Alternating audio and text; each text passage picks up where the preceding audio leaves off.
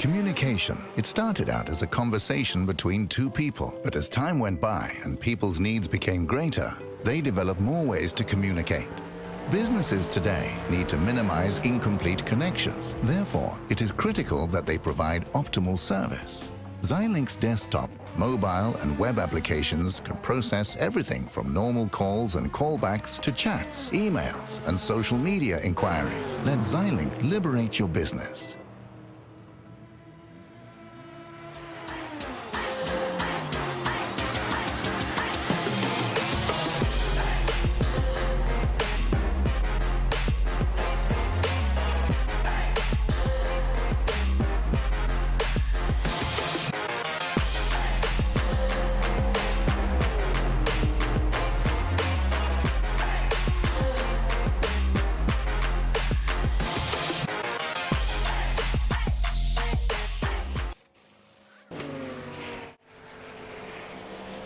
Hello and welcome. I hope you can hear. I can see you can't see me right now because the webcam's acting up weird, but I've got Neil with me as well. Yes, I'm here as well. Oh, there we go. No, I can see you on the stream. Yeah, but I'm frozen. Frozen. I'm a stone man.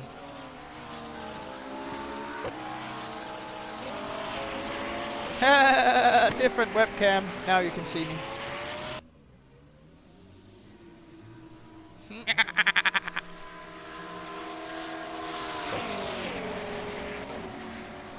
And the new cabinet for the awesome stream machine moved. Yes, I saw you were streaming that earlier today. I was at work, so I couldn't really watch it.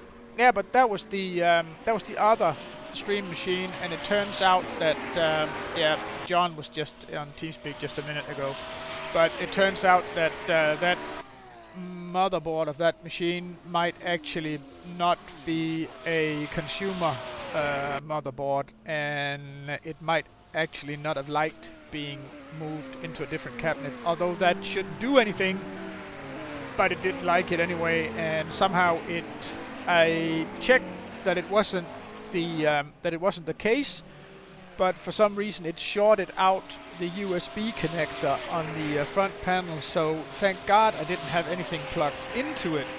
But yeah, right now the on-off switch doesn't work, and yeah, there's various other different things, but I'm sure it can be fixed. Other than that, it's just a question of finding another cheap replacement motherboard for that one, but no fault of the case.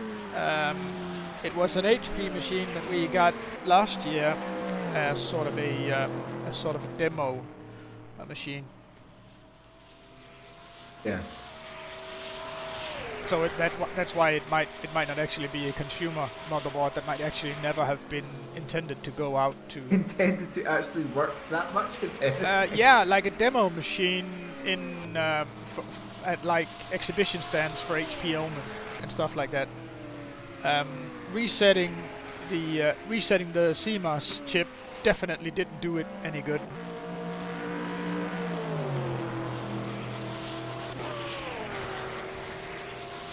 So it doesn't seem like it really liked that. Other than that, today I've got like complete control of where we go. Although I do have to check a few settings. Yeah, John says he'll fix it. Yeah, I bet it's fixable. Other than that, all the other hardware, we can still just get a replacement mainboard in it, and it'll work fine. Like today, you can get reasonably good mainboards for less than €100. So, yeah. How about you, Neil? What have you been up to since last Friday? This last Friday, nothing much. I've had beside my bed, but I've been writing up some notes about the track. Yep. Did that last weekend, and I should probably write some notes about teams. Might be helpful. Yes. Loads of GT3 cars on the server. Wow. Actually, not much other than GT3 cars. He says we're looking at a hypercar on stream. Yes, it does seem to want to favor that, and I haven't set up the navigation keys for going forth and back yet. There's no numpad on this laptop, so it's quite hard to use plus and minus to select different cars. There's actually not even, I think I can do insert so we can get on board, yes. To get right in the cockpit with one of the hypercars. I haven't set this up either to send the driver names, but this is, I can't, is that Kasper Jensen is his name, ProSim driver, I think. Yes. He's being hunted. He's being hunted down by another hypercar right behind him, isn't he? Lunge, go on. I'll get the rear-facing external. Yes, he is. That's Rasmus Andreasen and another one of the McLaren Sennas, who's actually lifting off the throttle there. Into Indianapolis, you can do a lunge into there, it's fine, just go around the outside, what could possibly go wrong? I think he's waiting for this, like after the Anage, and then try to... Yeah, he lost it on the inside now. Even just touching the grass on the inside there just kills the momentum completely. Well, something that you've certainly done since last Friday is that you helped host a emotional meeting. Ah, you went far away now. I couldn't hear what you were saying, Neil. Your volume went way low. Something that certainly happened since last Friday is that you've helped host a promotional thing. Yeah, we had a Wednesday. Yeah, we had a partner and press conference. Like it was a presentation of the event to various local companies. So all of it was, I'm very sorry to say, in Danish, because it was of course targeted towards various Danish companies. I think that was Rasmus Andreasen posting a quite quick time right there. Anyway, huge success. More than 40 companies attended the event, and the local newspaper was there as well. It was on quite a short notice. So yeah, lots of interest. We got very much appraisal for the event and what we're doing, and yeah, it was just basically all positive all the way around. It remains to be seen if we are going to sell or have some more exhibition stands at the event from these various companies. But at least in one of the malls in Viborg, there's going to be, I think it's Simplexity is going to provide the frame for the rig itself.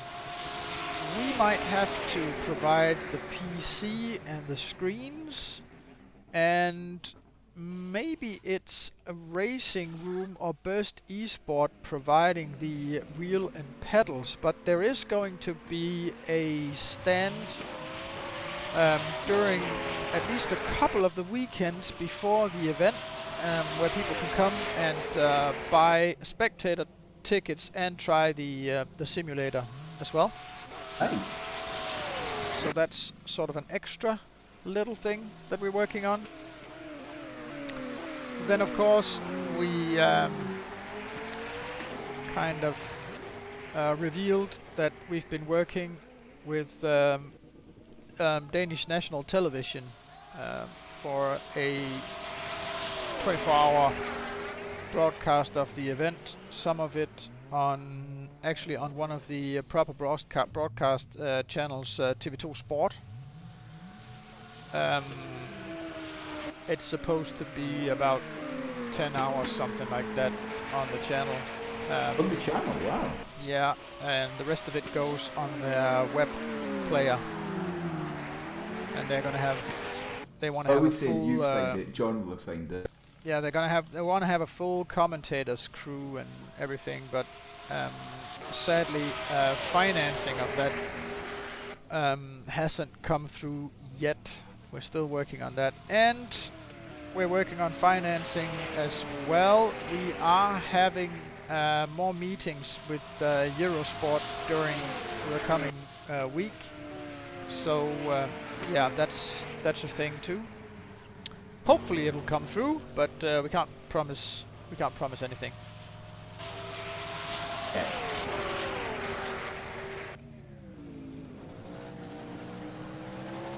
And yes, I suppose I should say write up a little article soon about the English language commentators that we're going to have. Yeah, you're 6 commentators now. There are 6, yes. I found out who the 6th person was. Yes, by a you press did, didn't you? release by a press release in the Facebook group. Yeah. Yes, we are 6 now. I suppose I'll have to write something about that soon as well. Yeah, we're gonna have to have some kind of presentation for each of you guys.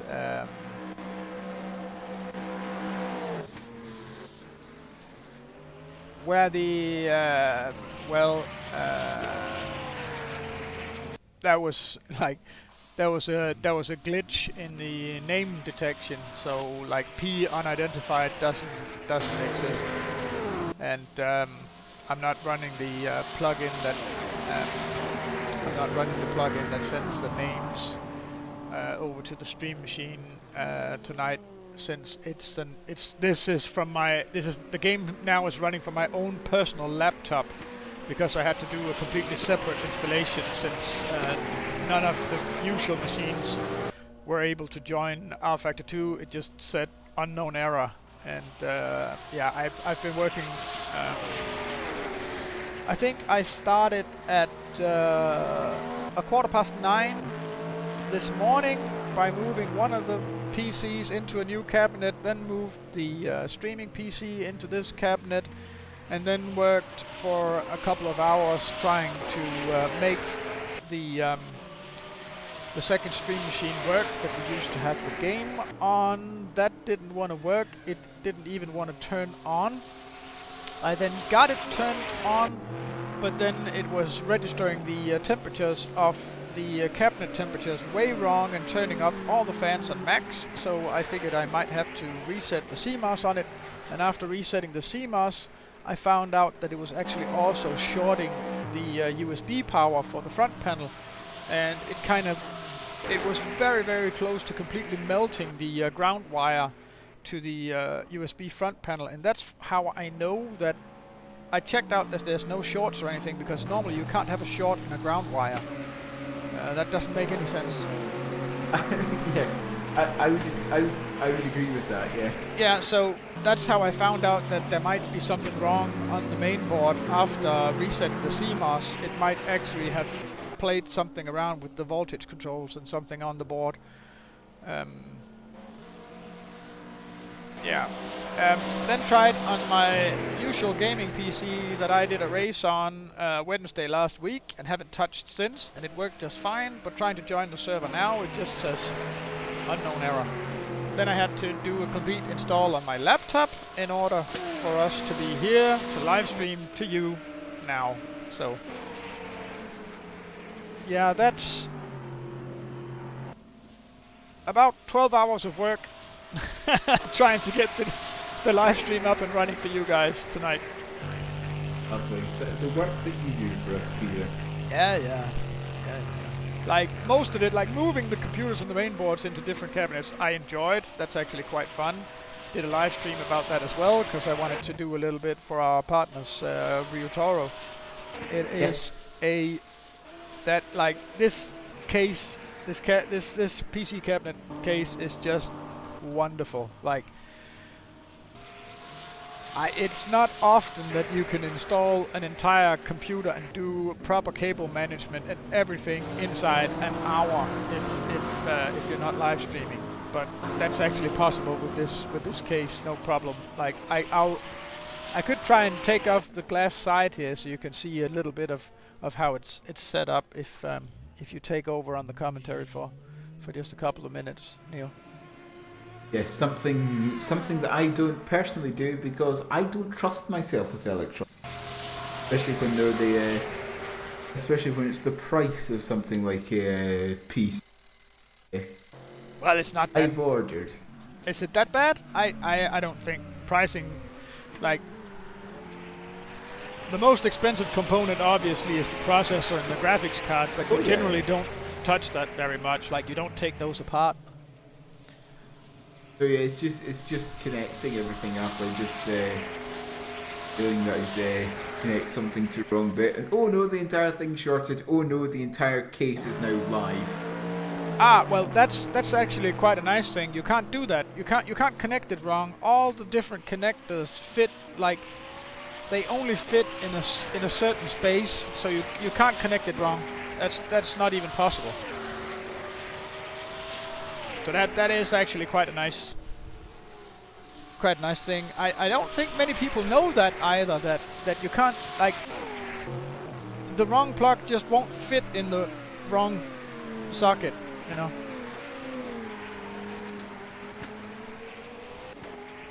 Even even things like even though they look the same, it's these 8 and 10 pin plugs for the front panel audio and USB plugs. They have like little blinded off pins that makes it impossible to put the connector into the wrong socket. Yeah. Now I need to be careful with this tempered glass because dropping it would be terrible. That's lovely. Yeah, that would be horrific if they... Yeah. Don't drop it. That's generally I won't, not a good idea. I won't. Like, if you look at this, it's just such a clean... It's just such an amazingly clean installment. Like, this took, because I wasn't streaming it, like getting everything in here and plugged, I think took only about 40 minutes, and then it gets to this. Then it gets to this state where you can't. There's basically no entirely visible wires other than the 24-pin main power connector and the PCIe connectors. Soon as the glass window goes on, the only thing you see is like the cooling fan on the CPU, and then the name on the graphics card. I like it a lot. With just 4 weeks until the EWC, you won't have that much left to do, will you, Peter? Now attention turns to getting the graphics done on the different timing things. As you can see, the format on the left here isn't really, like, the heading doesn't match the lower. It doesn't have the hypercars. For some reason it doesn't want to show that. The import of the driver names doesn't like parentheses and other special like driver names with special Danish characters doesn't work. Like all these, but it's small and it's programming details. It's usually quite easy to debug. Then we're gonna start with the teams list. There's gonna be a spreadsheet for all the teams. We've already got all the team names, so we know those. Then we want to have them fill in details on all the drivers so that we can dynamically get all the details of the drivers. So push a little overlay button on the stream deck here, and we get in-depth information on the driver that's in the car that we are currently watching. We also need to update the graphics card on this stream machine because we can't actually go higher on the quality of the live stream. but that's not possible with the graphics card that's in the machine right now. Then of course I am currently also doing some carpentry, making some boxes to pack everything down when we're moving everything from here to Viborg. You have to remember to take it out when you collect everyone from airports, because you're doing it, and then dropping them back off again. We are going to put that in as that's Nicky Jensen, wasn't it, with a big spin in the hypercar.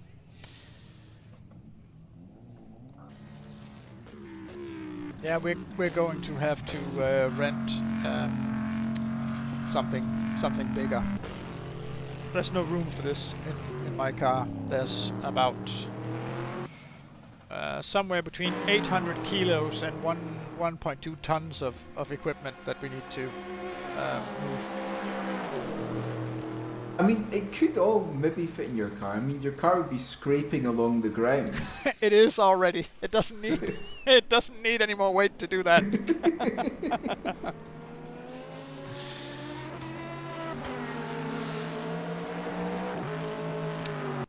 Viking Moss. What a strange name.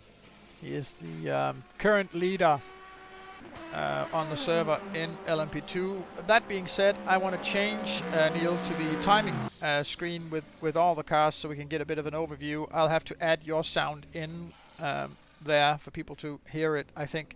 So give me just 2 seconds. I'll let you know if you're on. No, I think we've got you on here as well. Oh, you've got me on there as well. Yeah, and only one GTE car, B32, number 3, currently not on track, parked in the pits. This lists only 2 GT3 cars on the server. That can't be right. Okay, yeah, that's right. I need to update the client. Sorry about that. This is old data. B32 are only about, what, 10 minutes drive from where you are? About 10 minutes, isn't it? Is it 10 minutes? I don't even think it's 10 minutes. I think it's about 7 or something like that. Yes, we all visited them after the Spa race in August. Yeah, quite a serious setup they've got going on. That's 4 or 5 rigs now. Hutchley, Hutch-Earl or Hutchell. How would you, Neil? Well, thanks for the follow anyway. Tried to add the username. Official practice? No, that ain't it. I'll update it, and then we get some drivers. I think we should at least. No. Still no data. Because I have to spell my own name properly. There we go.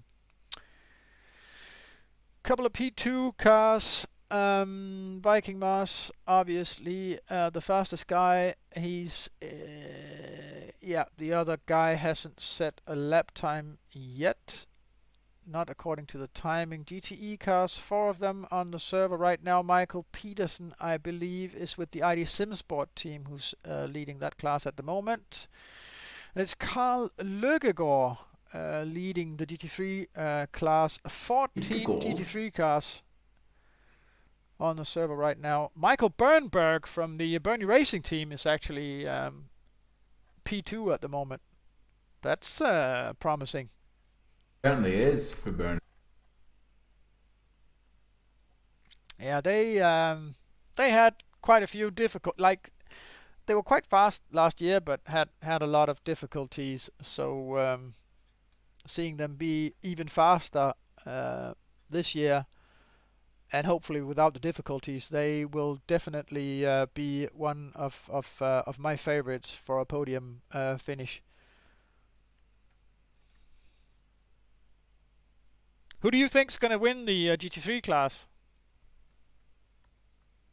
Why must you ask me such a difficult question? I want to hear your I want to hear your guess and that's. Well, obviously, yet to have the full driver list, but in the GT3 class, that is a good question. There's 14 cars there. I think Viaducton is going to replicate their victory from last year. I think they have better equipment this year, so they won't have the heat issues. Yeah. And I think Viaducton, 63 car. they definitely have the experience. They drove both the Sebring 12 hours, the Nürburgring 24 hours, and the Spa 24 hours. So they did all three races this And year. they came third at the Nürburgring. Yeah. I can't remember what happened at Spa. I can't actually quite remember. Technical issues. I think they were off the server a couple of times.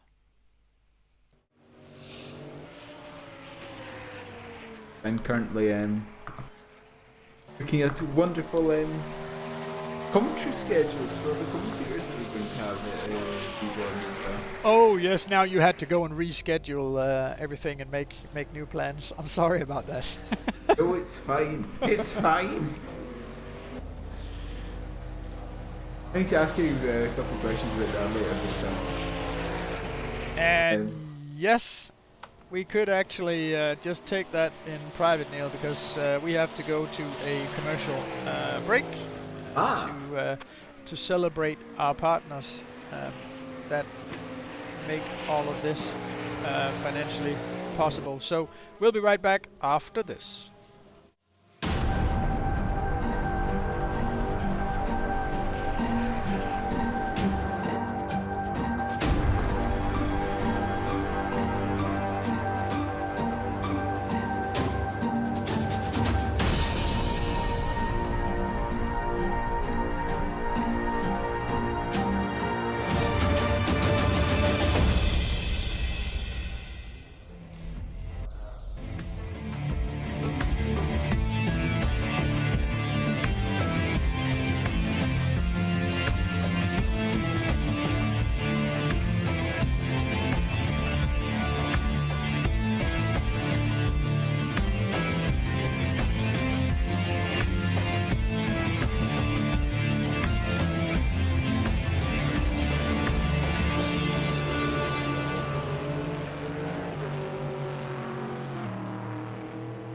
Communication. It started out as a conversation between two people, but as time went by and people's needs became greater, they developed more ways to communicate.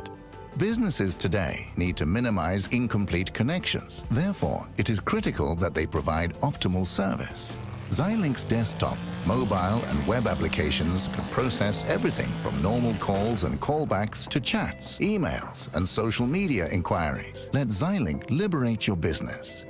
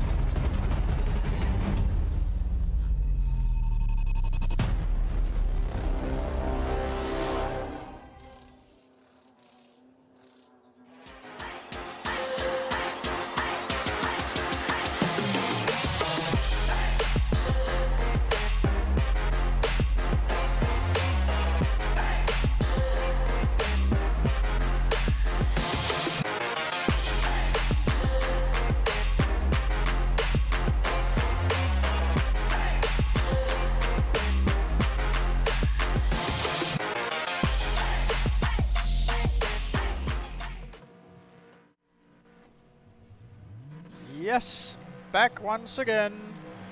Thanks to all the partners. Let's look. Is someone there in the green room? I haven't looked. No, it's still green room still empty.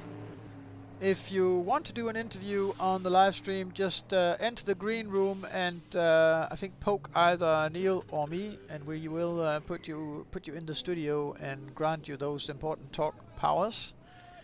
Yes, those important powers that you need to. Yeah, because you don't have the powers. Can you be heard if you're not? If you can't remember.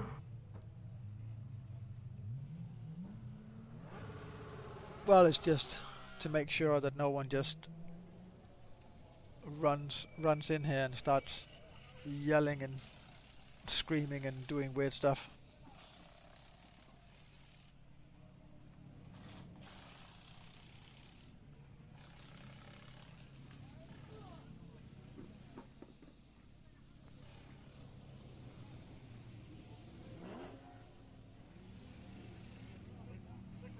It's just 26 days, and you've got to remember, although the race does begin at 3 p.m. on the Saturday, it finished at 2 p.m. on the Sunday because Fox have decided to go back that weekend.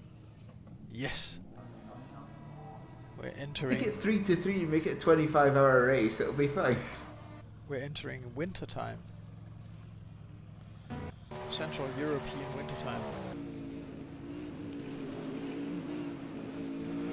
For some reason we're getting a lot of lag on the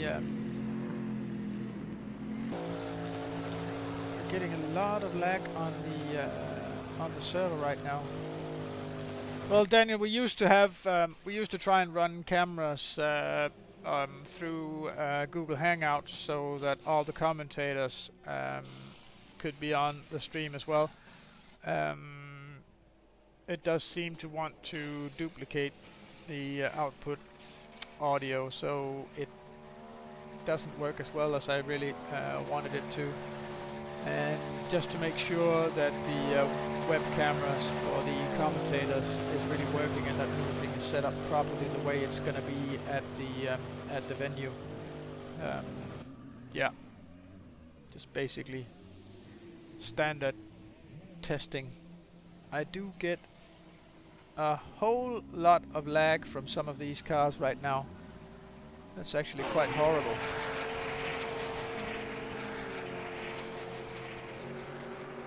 I have no idea if this is cooling on this laptop. That isn't.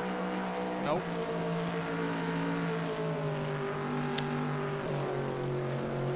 Yeah, I was thinking that. It certainly doesn't look... Oh, it's not. It's not even hot.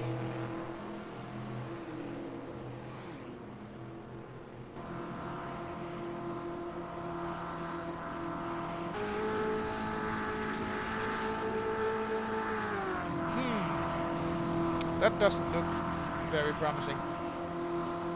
Mm-hmm. Did it Yeah. go to one of the energy saving profiles? It does actually look like it's not charging for some reason, so it's actually running on battery power. Now that's impressive graphics for a laptop that's running on battery. I'll try and see what I can do, Neil, to make this. I'll be away for just a second. As he goes away, this is 4 weeks left until the EEWC in Viborg. Get your tickets from gtr24h.org. I believe now they're 100 Danish krone a ticket, the early bird discount. We've gone, but yes, you can see the 50 teams. I believe it's 50 teams and the 300-ish drivers, 250, 300 drivers, who are all going to be taking in a...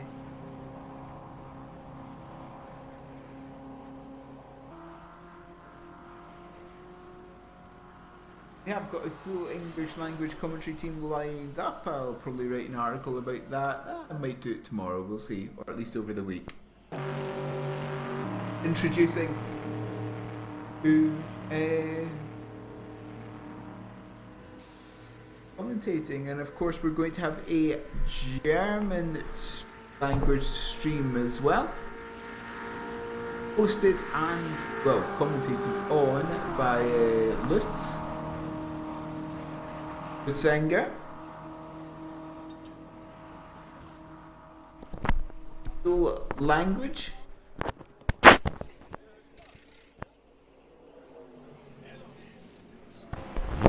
Hello dear, thanks for the follow. Say that, but no, you did beforehand. There's a lot of flying cars going on right now. Reminds me of the Nürburgring. 10! 10! 10! There we go, yeah.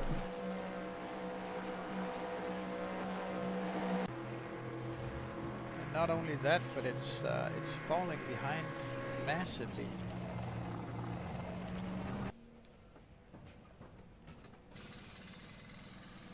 So it seems to be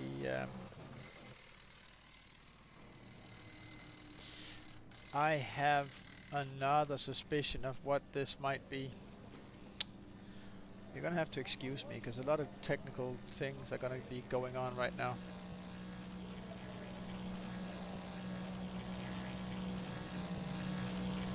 Technical things, I believe, is the official term for. Because right now the Wi-Fi is still activated, and sometimes when you have Wi-Fi activated as well as the network cable, sometimes the different software on the computer just decides that it wants to use the Wi-Fi instead because of reasons. Oh, why not? So even though there's a much better connection available, it just goes for Wi-Fi anyway.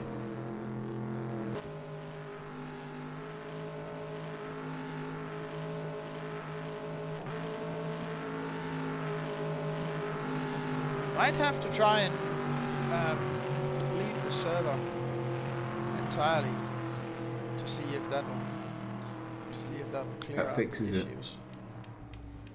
Because it is quite unresponsive. Wasn't there supposed to be live weather on this server as well? It runs the standard 29-degree weather as well. I don't think that's the weather that we're supposed to have right now. In Le Mans, 29 degrees? No, I don't think it's been 29 degrees anywhere on the continent in the last couple of weeks. It's supposed to be about 16 degrees with a slight risk of showers, as we can see on the weather report here.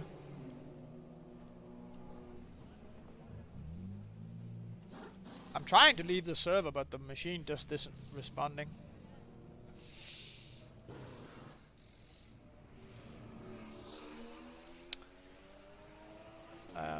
Slightly overcast, temperature dropping down the next 4 hours.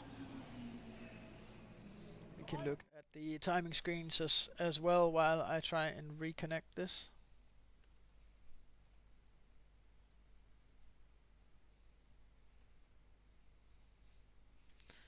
Because it's not really that interesting to look at what's going on my desktop. It might be for some.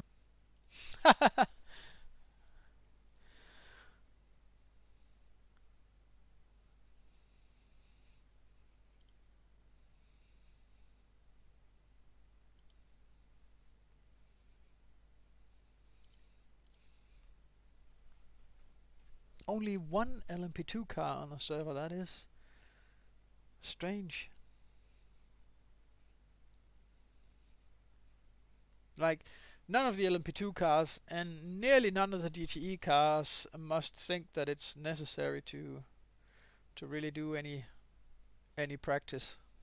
Yeah, they've done enough practice. They only need to practice about the week beforehand again. It'll be fine. Well, Okay, go like we talked about with some of the guys last week, if they think they can use the same setups as last year, they're gonna be quite surprised. Oh yeah, a lot has changed in the last. Yeah, both on the LMP2 cars and the GTE cars, it's like a totally different thing now. It's not even close to the same car.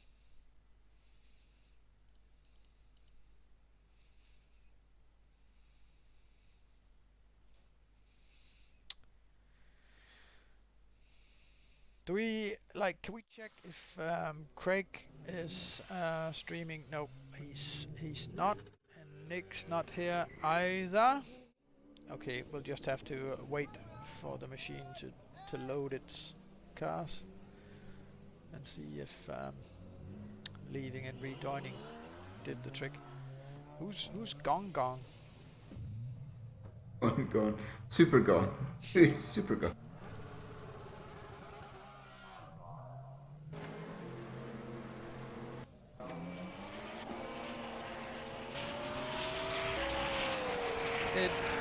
it had its moments at the beginning where it looks quite promising, and then it starts to do the same thing again.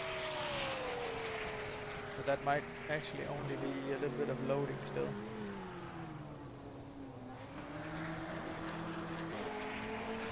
As we are following Eddie Gustina. Oh yes. Andrew car? The question mark? I can't quite remember. I don't remember the team.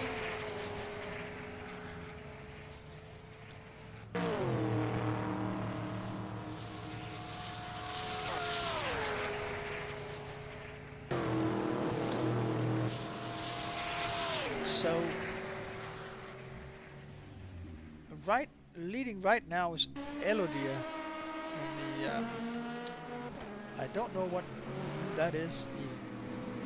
That is, I recognise that name from Discord. I remember who it is though. It'll come back to me eventually.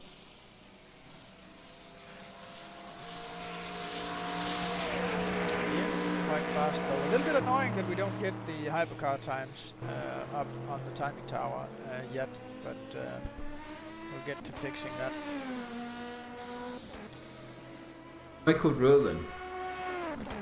Okay, and we get the team as well. Ooh, that's a good question. No, I can't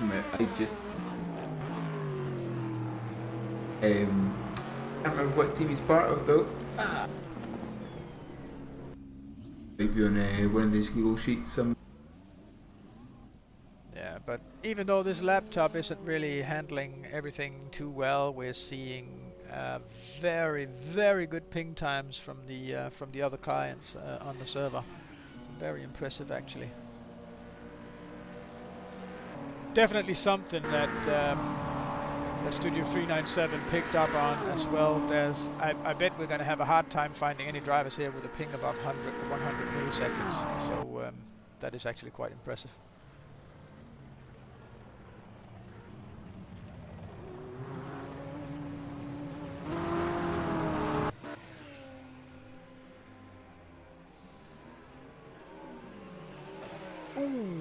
One of the B32, this is the B32 McLaren 720. Got onto the apron, touched the AMCO, and then bounced forth and back like, then said bye. Like a bowling ball between the barriers.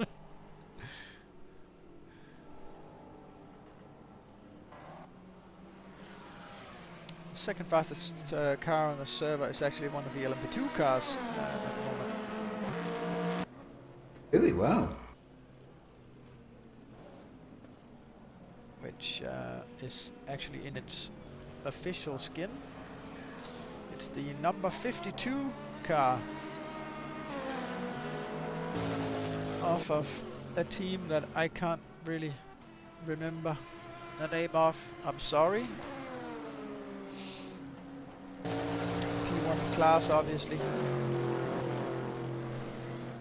Third car, Michael Peterson. I believe that's an LMP2 car as well, and I believe it's from MSB Racing.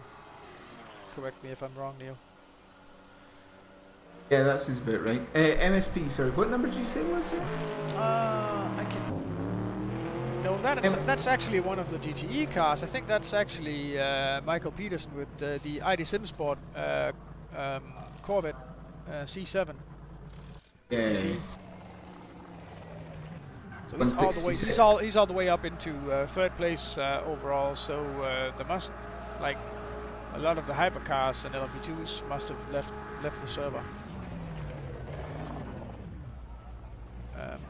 Drury here, 5th in class in the BMW M8 GTE car with a crash into Indianapolis.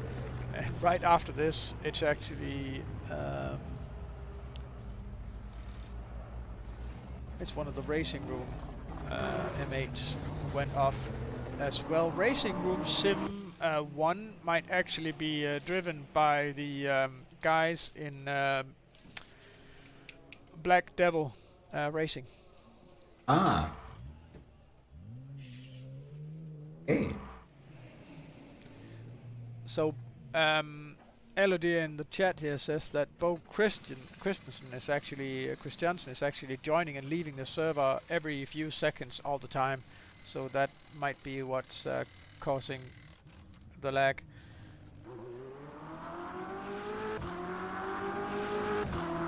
Yeah, Craig Hyde just wrote in the chat that his stream might be up now. So let's. Yeah, but we'll check if it's up, Craig. I'll go find your view and we'll see if it's all up and running. Yes, it actually is. It's scaled itself since last time and gone quite off size here for some strange reason. So why would the size of the window in the stream here, why would that change since last time? Oh, because if you can explain, Neil, I'll be so happy to have that explanation. Why things change when we're not touching it. This technology hates you, Peter. Apparently, it really has I really have a war going on with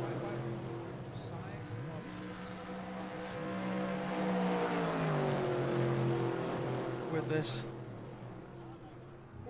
There we go. He's not racing at the moment, but the stream still works. Oh, Craig says he's sorry, so he might have changed. Like he might have been streaming at 720p and now gone 1080. Okay, that would explain. Yeah, exactly. That would explain it. Yeah, yeah, that would. Yeah, well, at the event, all of the streams from onboard will make sure they're all limited to 720 because I don't think the RTMP server will be able to handle 1080s, 4Ks. All those 1080p streams with way too much data as well. So.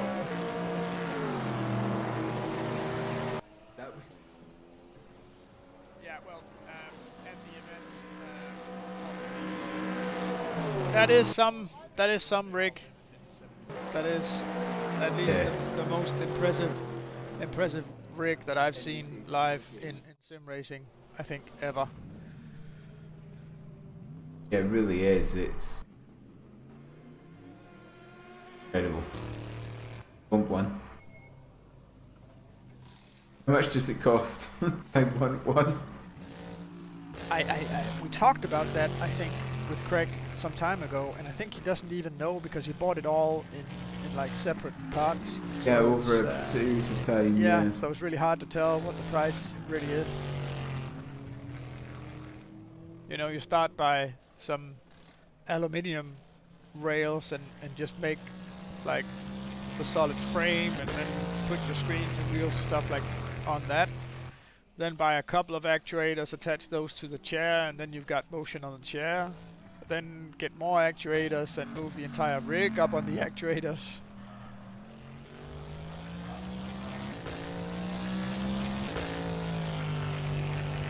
Little by little. Little by little, yeah. 3:57 blank is the time of Michael Peterson. And the fastest GT3 car is 3:57.033, so not a lot in it between the two classes. No development there. It's the same as we've seen the last, basically since the last update.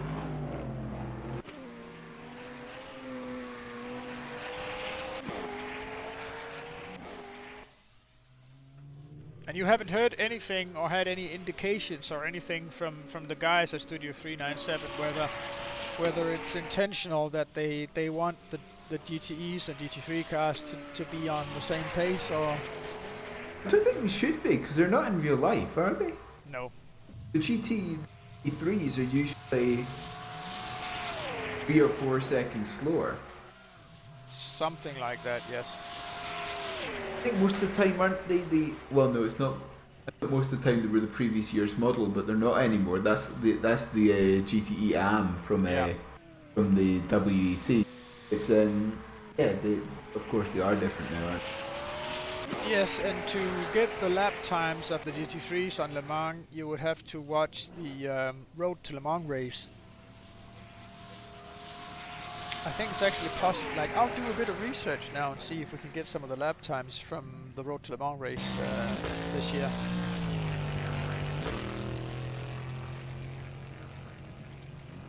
I'll try and Google Road to Le Mans lap times. I've got. Let's see. The fastest G3 in free practice 2 was a 4:09. Yeah, 4:09 in practice. Oh, sorry, in qualifying. What is it? 3:59 in qualifying.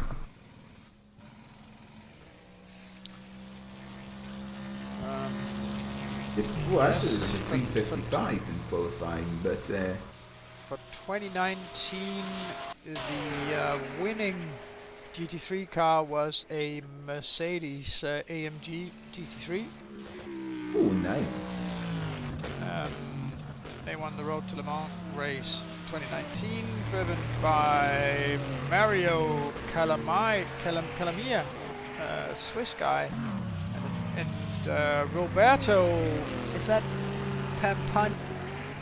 Pampanini? Italian guys. So a Swiss and an Italian guy for the Scuderia Villabora course in a German Mercedes. That's very international. Yes, very, very. Qualifying lap times, fastest GT3, 3:58.118. Yeah, 3:58. That's roughly about the time they're doing. Just Except the GT3 cars on the server right now are doing 3:57s. So at least.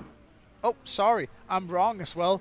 Do you really want to know what the fastest GT3 car really did in real life? what? In qualifying? Because What? it was just so much faster than the second fastest one, and I was just looking for GT3 in the classes and looked like I had to look way higher than I even thought I did. Okay, so the fastest LMP3 car, the pole sitting one, did a 3:49.5, and hang on, the fastest GT3 car did a 3:55.887 in qualifying. That's incredible. And as I said, the second fastest was a 3:58.118. That's incredible. That was an Aston Martin Vantage GT3. That was Beechstein Motorsport Aston Martin.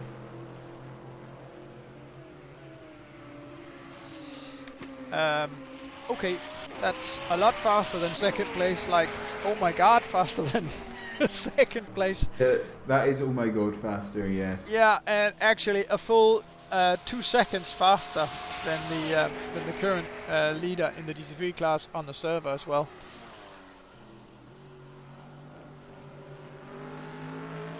And did you see what the real life lap times of the GTE cars during qualifying?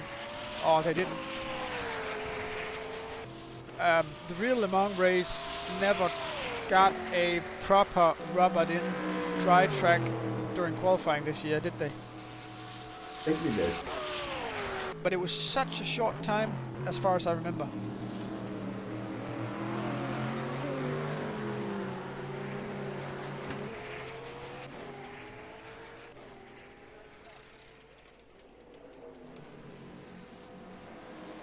Okay, I'll find the lap time. We need to go to a commercial break, so Neil and I will be back right after this.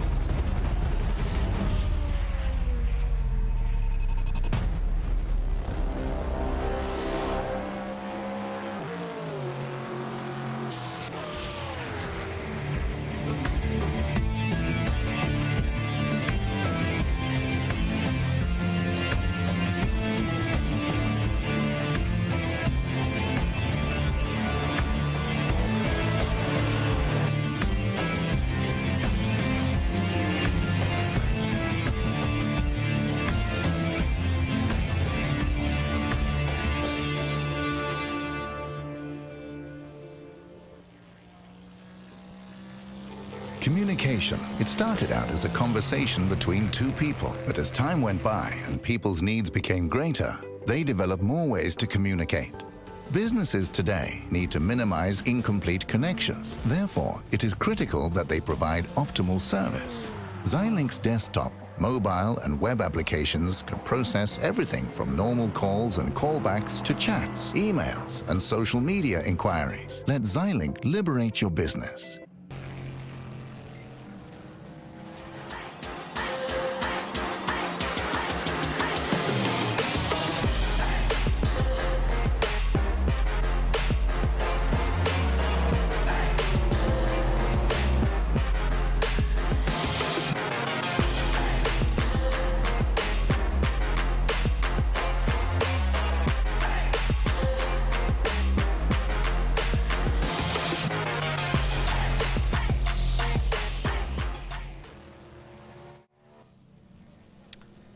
And we're back, and I found the information that we were looking for.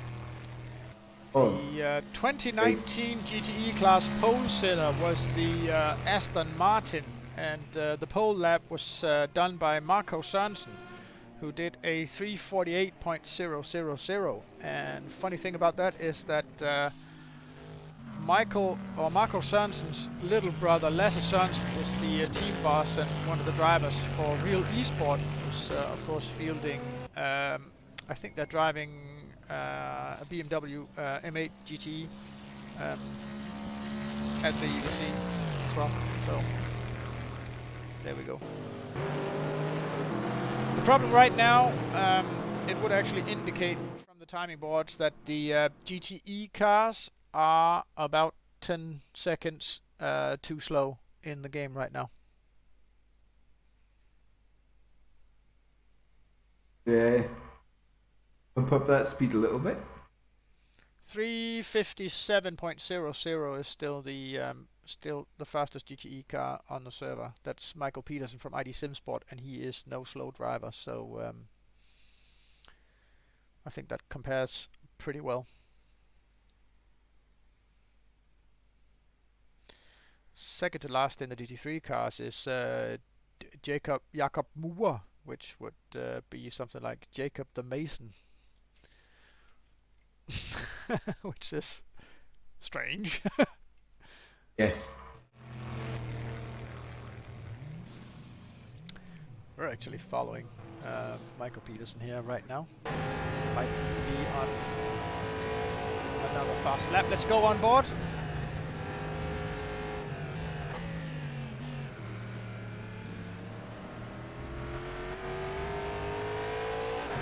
Craig's gone into the simulator as well, so we try and take a ride with him as well and see his view from the motion platform. Okay, so Michael actually chose to back out of it.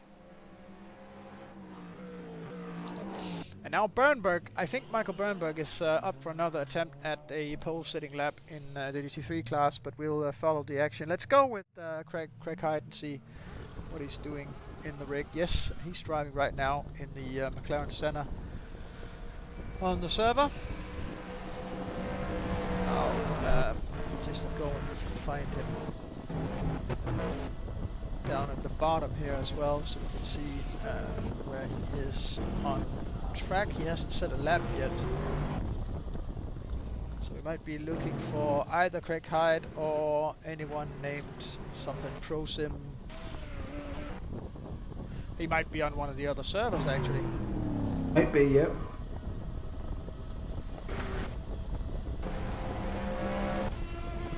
Doesn't look like he's in here, no.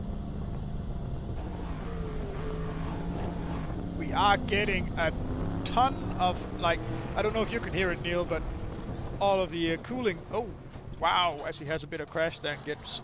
Whoa! Yeah, get your hands off the wheel, Craig. It's going down now.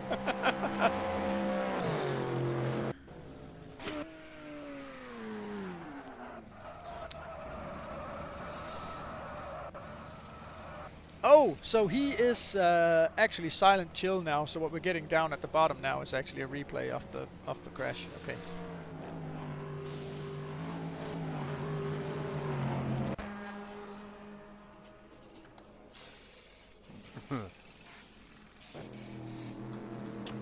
Well, back on the horse, Craig.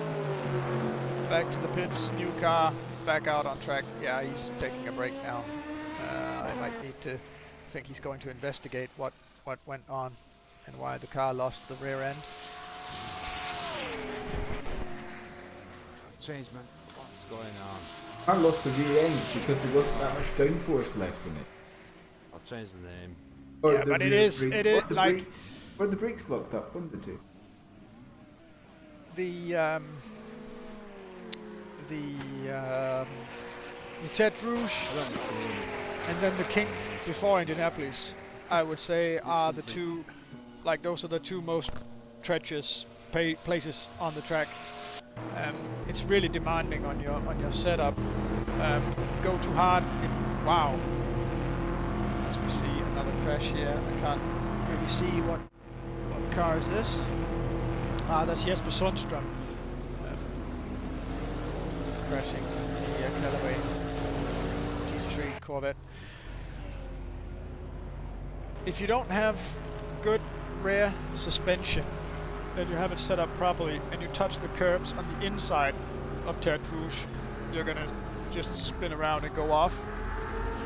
If you don't have enough downforce, and you need to start the braking zone a little bit early, so you start braking for the actual Indianapolis corner too early while the car's still unsettled from the kink before Indianapolis, then it'll just, yeah, crash as well.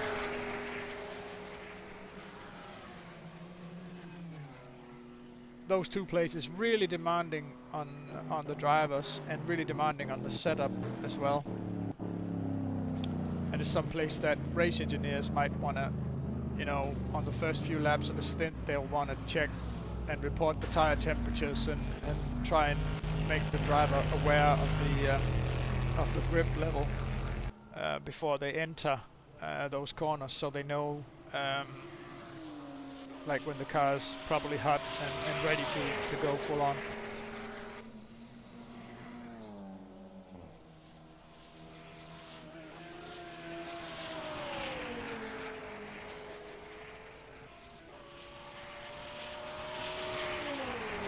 Like this guy Elodie right now is really putting in, like he's on it Fast 100%. Oh yeah.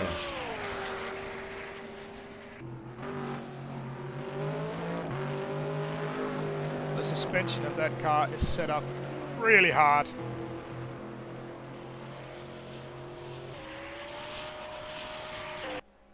Did we get a lap time? Because I think that was a new fastest lap, actually.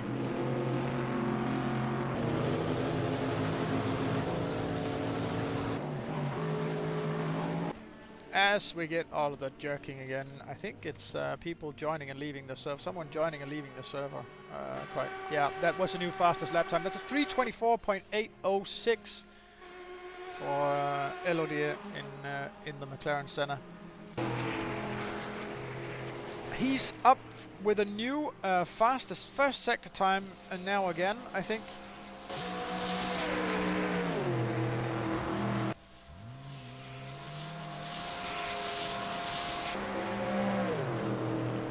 Nope, that actually wasn't. It might be. It might have been a personal best, but it's not overall best. Overall best in the first sector is still. I think that's Kasper Jensen for Pro Sim.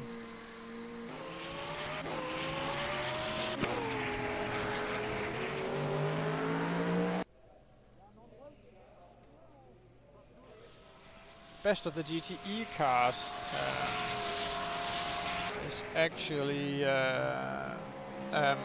one of the DSR guys, Philibap.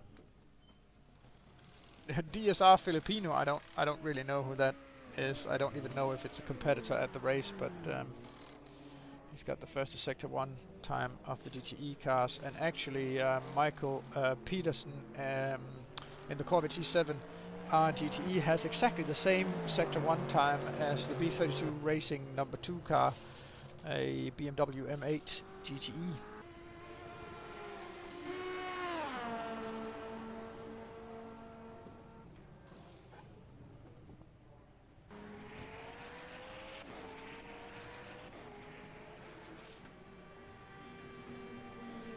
funny enough, the fastest Sector 1 time for the GT3 cars is a 37.088. That's one of the Callaway Corvettes.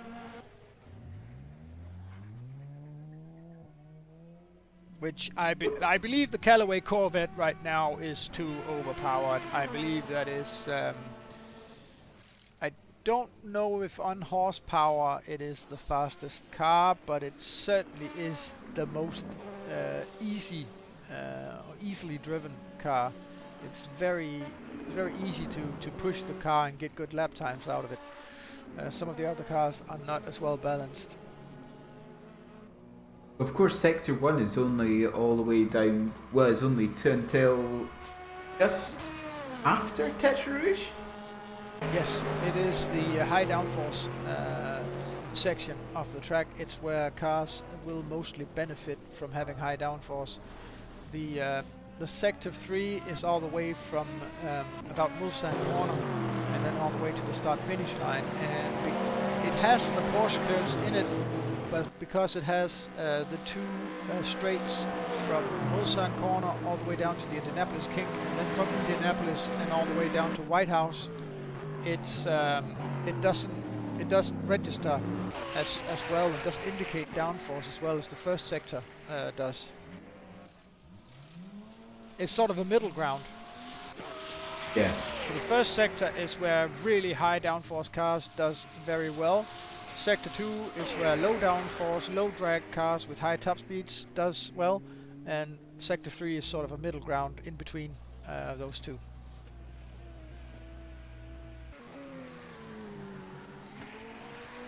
I do believe that's actually the reason why they have the sector,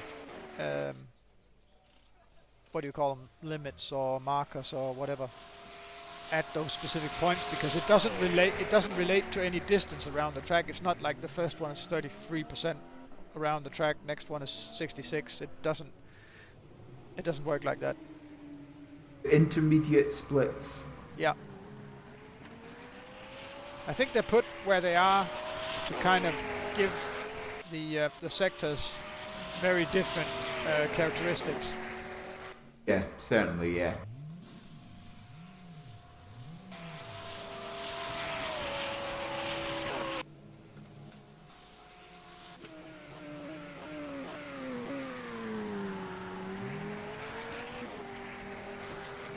Well, even though he's 2 seconds, or about 2 seconds, not entirely 2 seconds, but 1.8 seconds slower, Jensen definitely isn't giving up. He's still trying to retake that pole position. He's just on this lap. He's just set another fastest Sector 1 time. He's definitely running more downforce than Elodie in the pole setting center.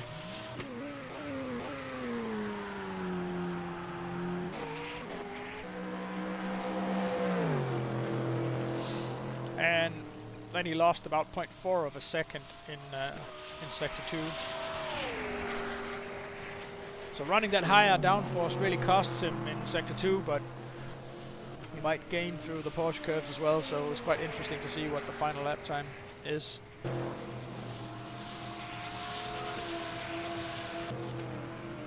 He is really pushing it on this lap as well.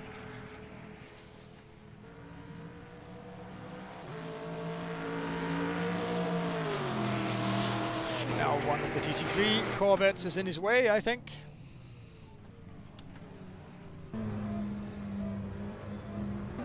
What do you mean traffic getting in the way? That's never happened before. I think he's actually just managing to avoid being slowed down. And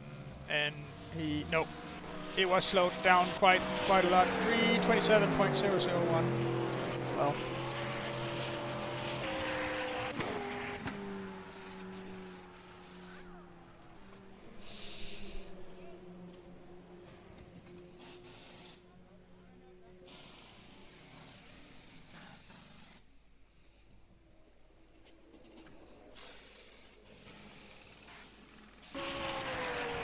who's driving? Everyone on the servers.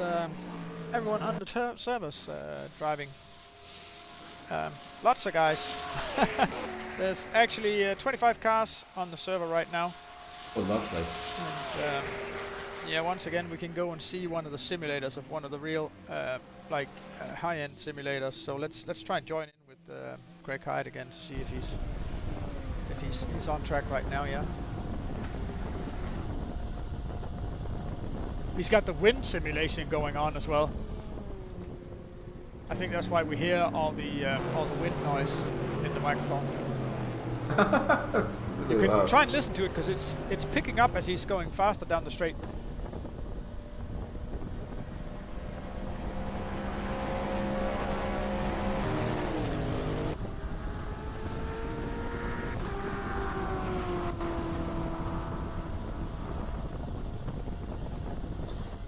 .205 miles per hour. I don't know what that is in kilometers per hour, but that's about 62 miles an hour is 100 kilometers. Will work out. Yeah, thanks for the math task. That's I'm all back to public school again now. Thanks, Neil. 185 miles an hour is 300. It's probably like 330. Yeah, something like that. 330, 340. I told you the correct conversion. You just need to scale it up. It's Yeah, fine. thank you.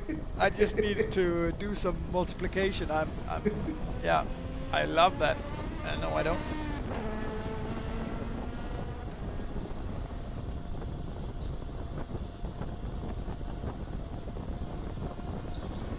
Wow, this section down towards the kink is really bumpy. It really is. Well, of course, you've got to remember it's all public road.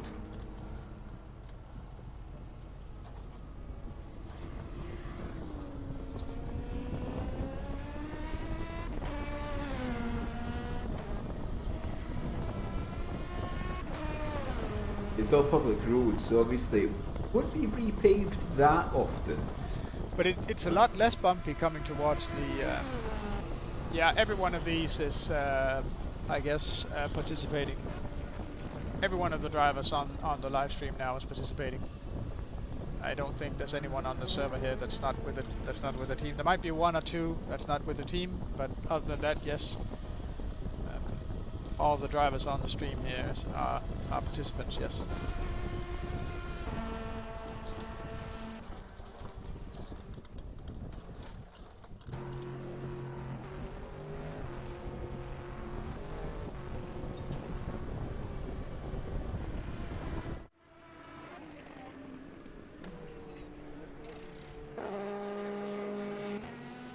It's a little bit hard to figure out who the drivers are because some of them run under various nicknames that aren't their real names for some reason.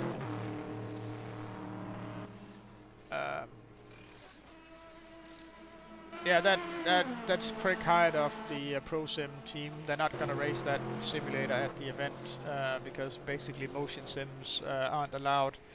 They create way too much vibration and noise from the other teams, so it would be quite annoying to be one of the teams that had to sit besides one of these big jolting, vibrating motion simulators.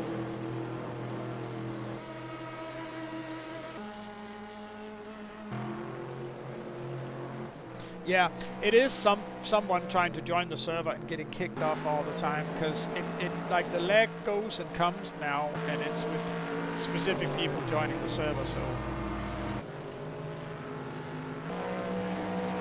and of course the ID SimSport car still has, I think that is the regions file of the new materials that's causing this all white issue.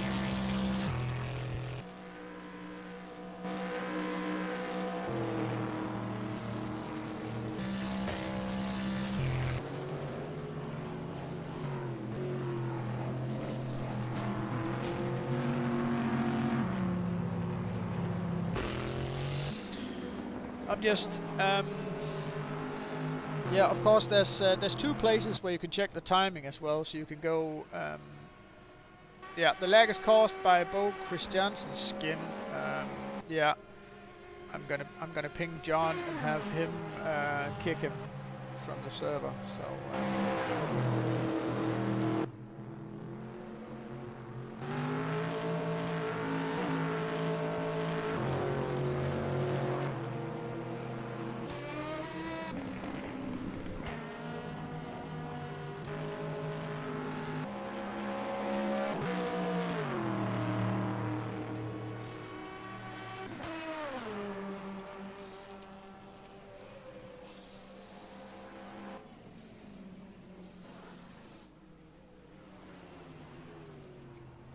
Luckily, it doesn't show as bad as that for the guys that are driving on the server, because as soon as you press the drive button, it won't load the cars until you go back to the garage. So I don't think the guys on the server are experiencing the lag as crazy as this.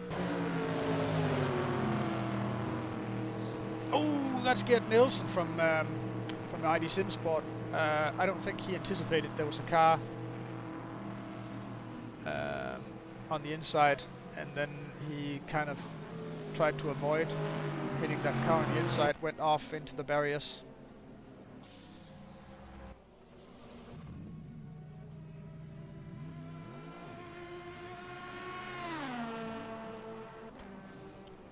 Yeah, as ID Sim Sport says that Bo is not aware of the situation, and when this error occurs, you can actually still drive the server. So yeah, none of the drivers on the server will be experiencing this, and Bo won't know himself because he can actually drive around the track as well with no issues.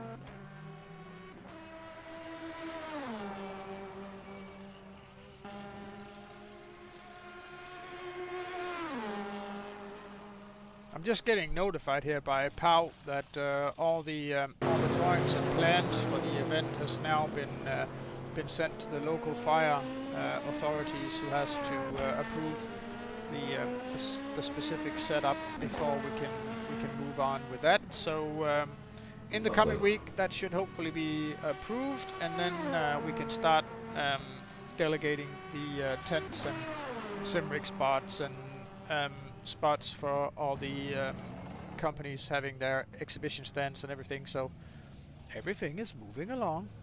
Nice. Hopefully we might get a proper Ow, that's a big floor rush. map soon. Yes.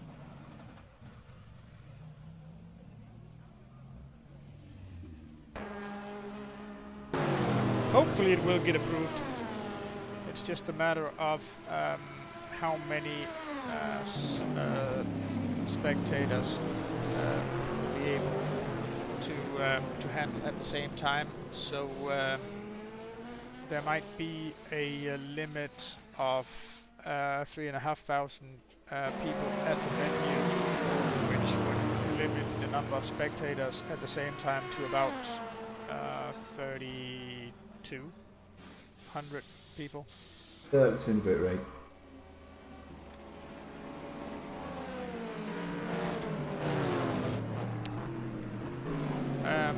And yeah, since it's an open system where you basically get a ticket for the entire weekend once you buy one of the tickets, we're obviously selling way more, or what we say, a lot more tickets than the 3,200, because we are of course relying on not all of those 10,000 trying to get to and enter the event at the same time. So please, if you really want to make sure and you want to come there like as a dedicated fan and watch the entire race, I guess you have to be early or get in there early, because otherwise you might have to stand in line and wait outside until enough people leave the venue until you can actually get in. So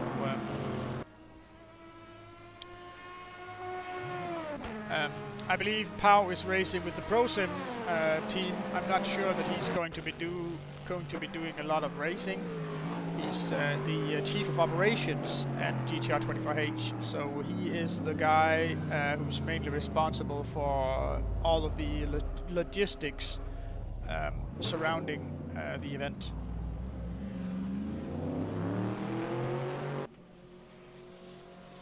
And his real name, of course, is Pau Linegaard. You can always look that up.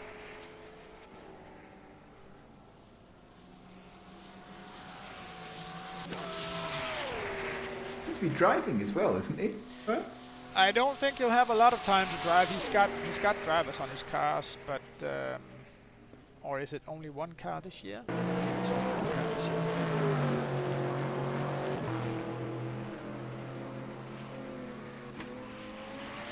Well, his job is basically like when everything's set up at the venue. His job is basically done. So until we have to take everything down again and move it again, he's really free to race and do as he wants.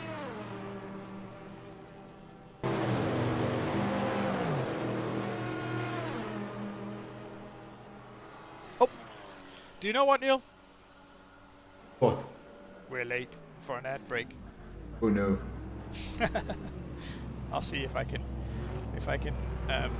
make it to the toilet as well while we're at the break. So we'll be right back right after this.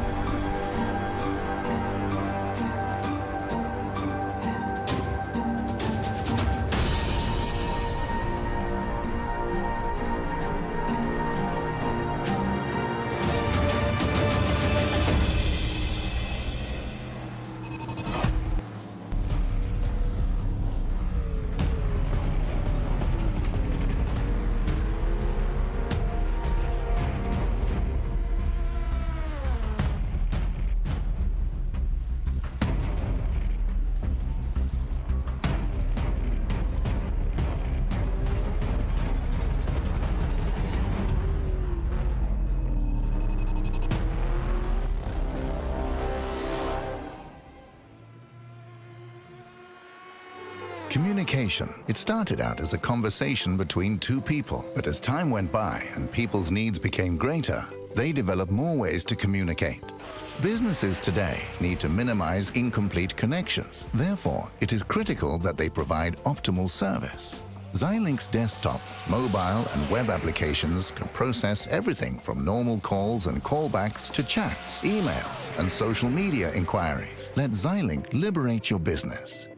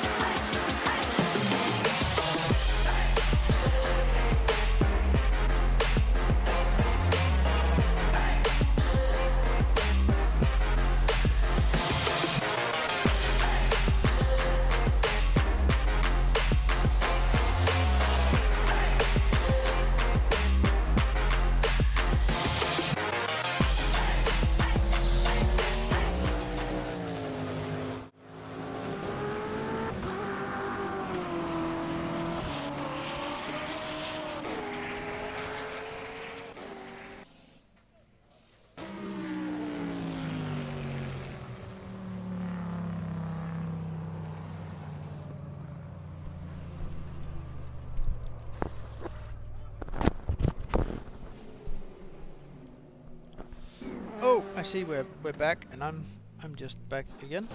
I should try and unpack one of the screens that came today. These are the screens for race control, and also these will be our backup screens for the studio tables. It's all AOC 22-inch. Okay, the outside bezel is 22-inch, the inside is 21.5, so not that big, but they don't really need to be since we're sitting quite close to the screens, and they need to fit into the cutouts. And I actually think with these screens, Neil, we'll actually be able to both have the game and a screen lying down in front of that, as well as the keyboard and the mouse, and then you'll be able to have timing and extra information like browser windows and stuff on that second screen. Beautiful. Yes, for notes and other stuff. So we'll see how that'll work. We got 9 keyboards and that would be mice. Plural of computer mouse is still computer mice, right? Yeah. Okay. I wouldn't want to say mices.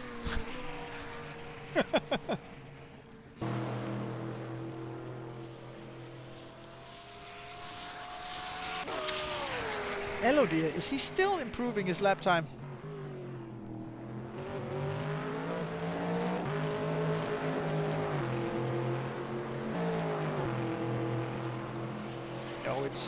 Yes, he is. So that was actually a best Sector 1 and a best Sector 2. What was his final time? We don't get to see it because we have a crash by one of the LMP2 cars. Great, fantastic.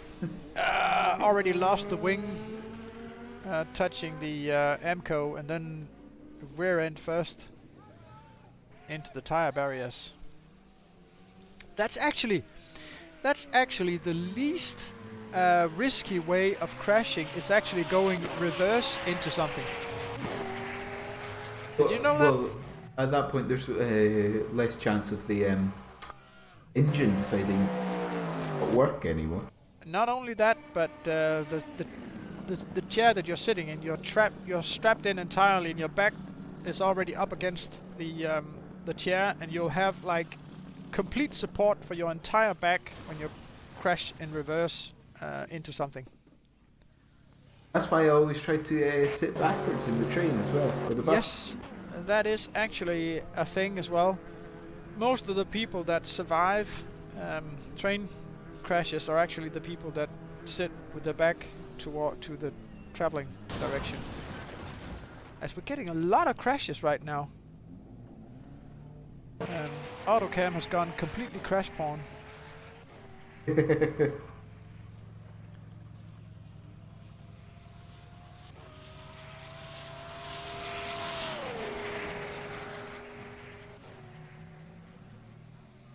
It is trying to show the hypercars, it's just not really... Oh, Ludovic is on the server. In an LMP2 car. He's only done a 337.4 as of now, but I think that's going to be a lot faster. Unless some of the guys ahead... You recognized one of the guys or one of the names you said.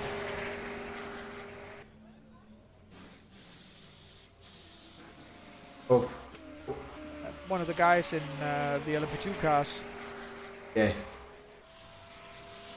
Ellidier, like Corella. Or someone else.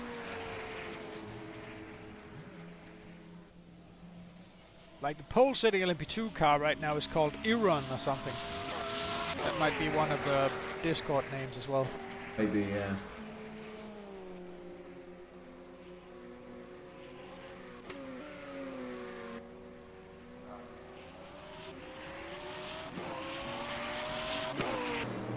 And Metal Twitch was asking as well, not only what car Paul Lindegård is driving, but not only what team. They are all Pro Sims driving the McLaren Senna, the top class, the hypercar.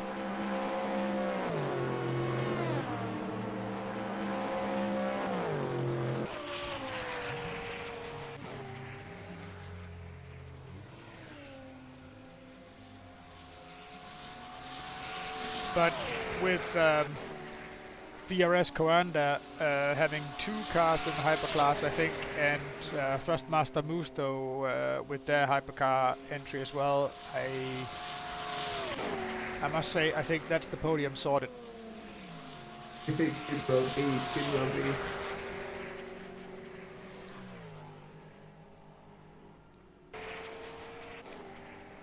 We saw 2017, we saw Thrustmaster Musto in the top class as well, and they actually led the race until they had technical issues, and at some point early in the night they thought it better to just quit the race, because when they were driving down the straights, the car would sometimes just violently veer off to left or right, just like it had full steering input to one of the sides and they couldn't do anything about it. So they actually thought it was quite dangerous for the participation of some of the other teams. If that happened while they were trying to overtake a team or right in front of another team, they could actually crash out. Oh, Bo Christiansen is now thought better of it and joined in one of the standard skinned Corvettes, and well, the problem he's causing now is not lag. He's just crashed at the exit of the SS chicane. Normal crash.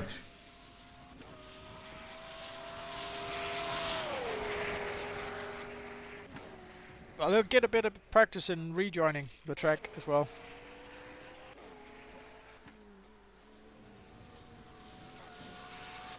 Him and Sebastian Vettel. Oh, I'd say that. See that, Peter? I strike like the Viper!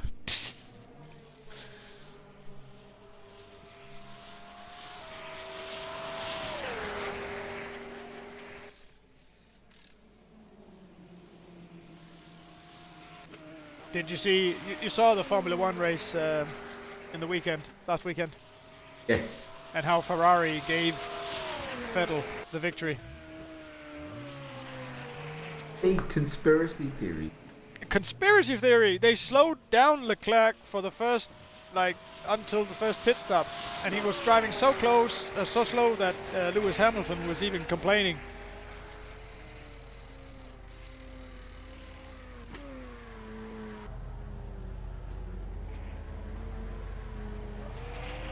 And you know, it didn't even make sense to try and drive as slow as possible during the first period, because they knew they were going to have at least one safety car period, which would make them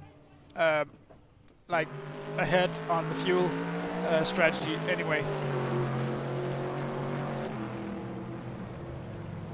So you have to agree that didn't make any sense.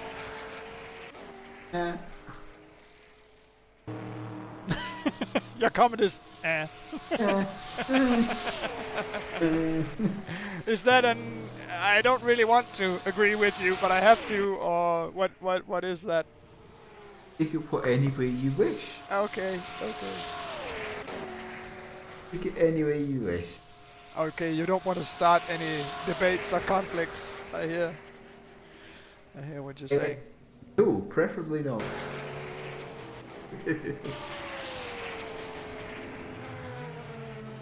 I'm sorry, but my opinion is that Sebastian Vettel is over the hill. Great driver, great attitude. Just generally a totally nice guy. He's the funniest guy in the field right now at the press conference and stuff like that. He just does funny things.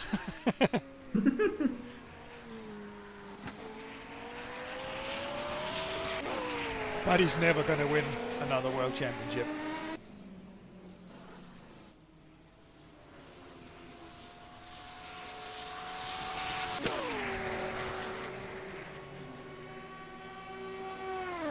well, to do that, the Ferrari needs to be, well, no, for that to happen, the Mercedes. Well, even if they were for that to happen, he still would have to beat Leclerc, and he won't.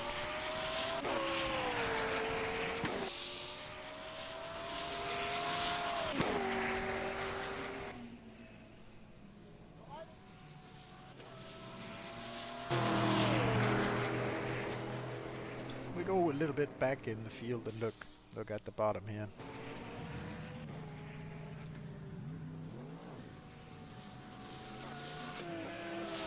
Michael Peterson with the DSR Nightmare.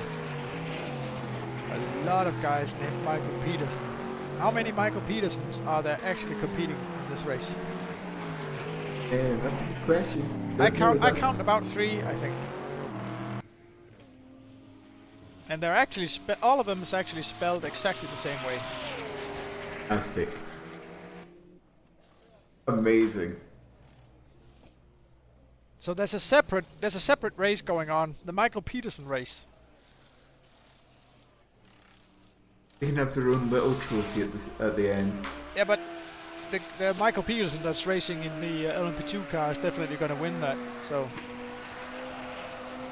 Yes. like, even if they have massive problems, the LMP2 car is still so much faster. Oh, hello dear. Wow. The LMP2 car is still so much faster than the GT3, so...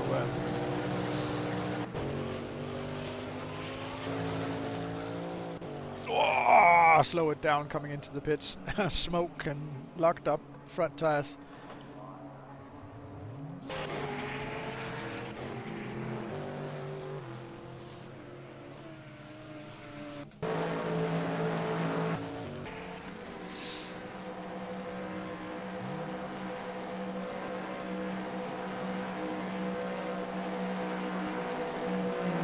M. Asta is Michael Oster. Yes. One of the Mercedes AMG GT3s. I was going to say it's a G. They raced at Spa. That's the one that has the largest naturally aspirated V8 engine in the race. Lovely stat there. Yeah, I have to say it slowly because if I say it too fast at once, I'm gonna have a crisis. What do you mean only when you say it fast you'll have a crisis? You mean you're not constantly having a crisis? That's because if you get naturally aspirated and V8 too close in the same sentence, it's too thrilling. And it does things then when to you a combine person that's not supposed to happen. yeah, and then when you combine that with the word largest, then it's. I think at one point you made it even worse in saying something that it's a 5.3 liter or something like that, which made it just even worse.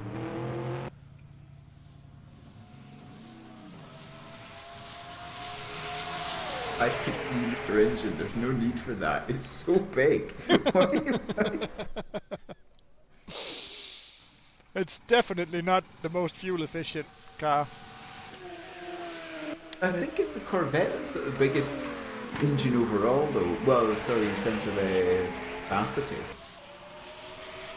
That would be the GTE one then. Yes, I think it's the GT Corvette that's got the biggest fuel capacity overall. I think that's 6 litres. If I remember correctly.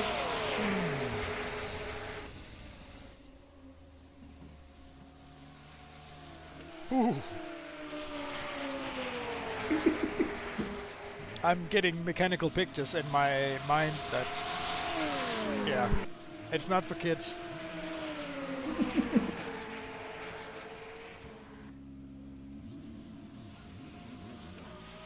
It'll be this is all R-rated stuff.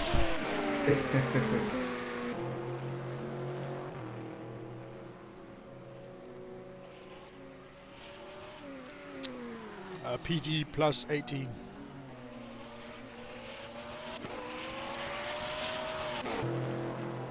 Craig Hyde goes third fastest now. Ooh. Ludovic also, as I quite predicted, now has set the fastest time in the LMP2 cars. 3:33.375.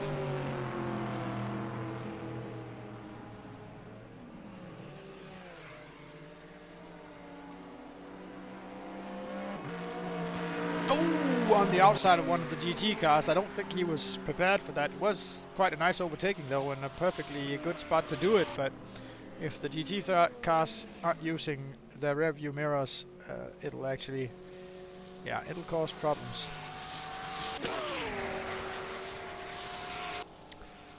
As Craig Hyde with the silent chill handle parks the car going down the Mulsanne Straight. So getting in the simulator with him again won't actually be as entertaining right now, as he'll probably be sitting there tweaking his setup. Yep.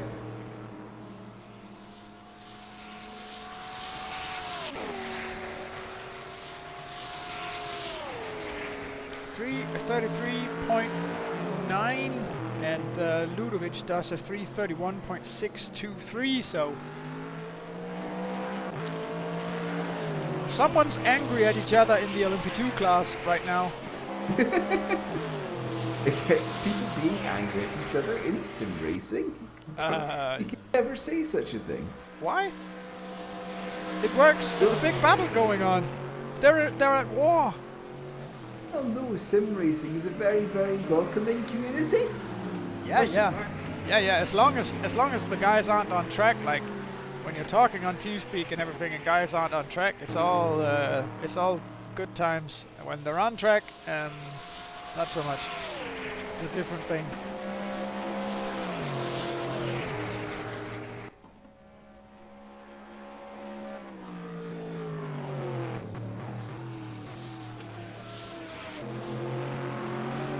So fastest sector 1 and fastest sector 2, personal bests sectors for Elodie now, but he's coming up on slower GT traffic, so let's see if he can time this and get around and improve his lap time.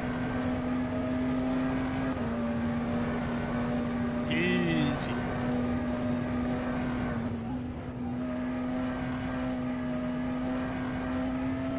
Look at the downforce going through the Porsche curves. It's just mind-bending.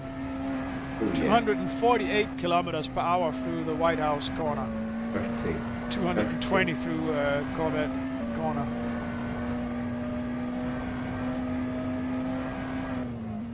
.300 on the approach to the Ford chicanes.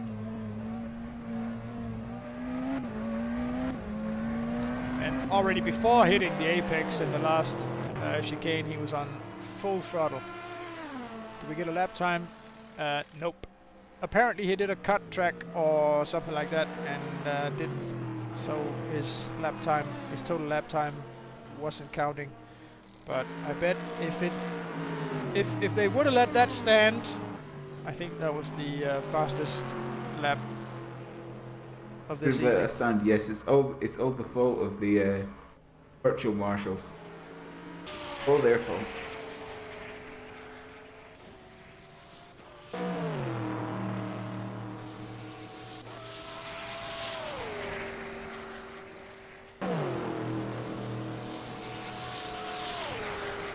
Carl Løkkegaard is parked somewhere on the track. I think he had an incident, but AutoCam wasn't picking it up.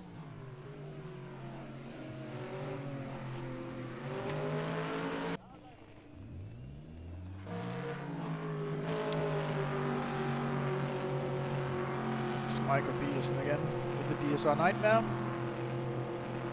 Watch out! Don't touch that grass. Especially not if you get one of your rear wheels onto that grass and you don't have your differential like really Yeah, tightly set. set up. Yep. It'll just start to spin up the inside wheel and you'll lose all kinds of grip.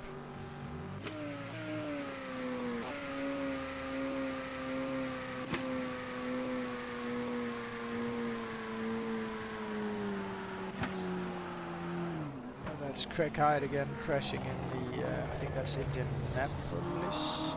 Yes, it was. Question mark? Liz?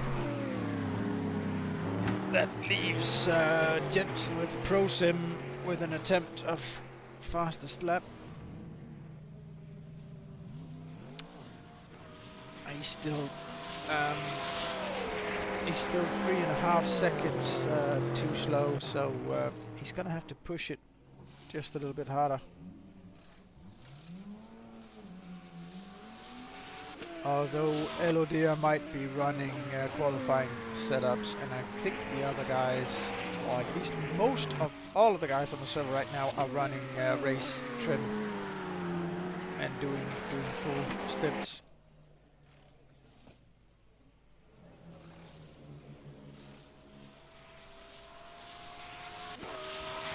I just realized I haven't paid attention to the Green Room channel, but I see here I haven't got a message. no one was in there and no one's poked us, so Yeah. we haven't missed anything.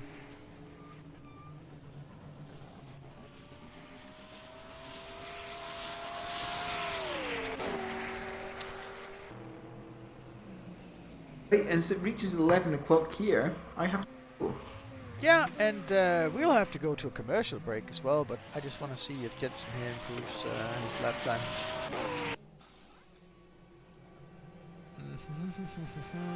3:24.9, so he's actually down to 0.1 second after Elodia, so that was quite an improvement. As we say goodbye to Neil. Yes. Goodbye. I'll see you next Friday. I think, Yes. hopefully. Yes, for more racing. Go next Friday. We've only got 3 weeks to go then. Well, of course, next Friday it'll be in the same month. Yes. Yes, we will. Well, And the stress rate on Peter just gets a little bit higher. not really. Not really. I'm not stressed about the small changes in programming, stuff like that.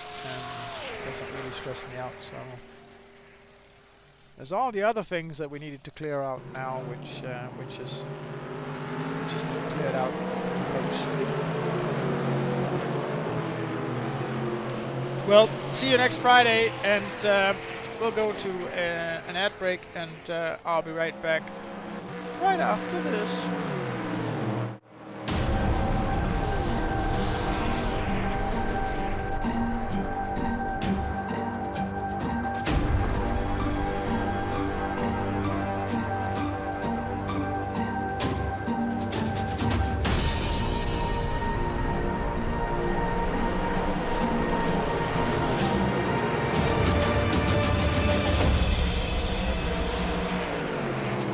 Communication. It started out as a conversation between two people, but as time went by and people's needs became greater, they developed more ways to communicate. Businesses today need to minimize incomplete connections. Therefore, it is critical that they provide optimal service. Xilinx desktop, mobile, and web applications can process everything from normal calls and callbacks to chats, emails, and social media inquiries. Let Xilinx liberate your business.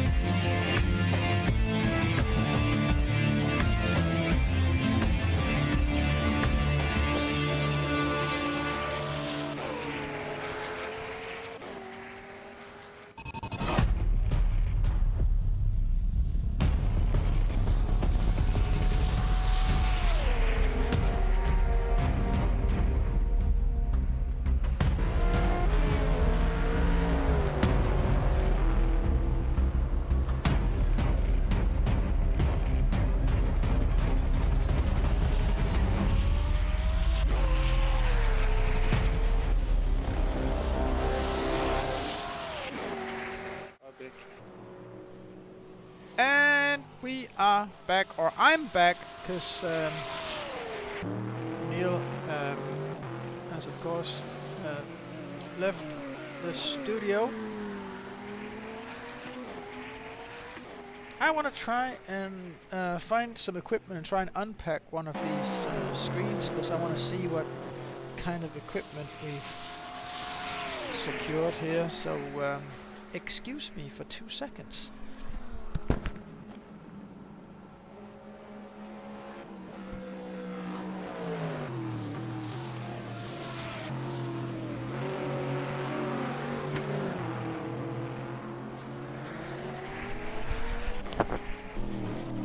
I think what happened while we were away for commercials and Neil left, I think we've got John joining in now. He's trying to sort out his audio.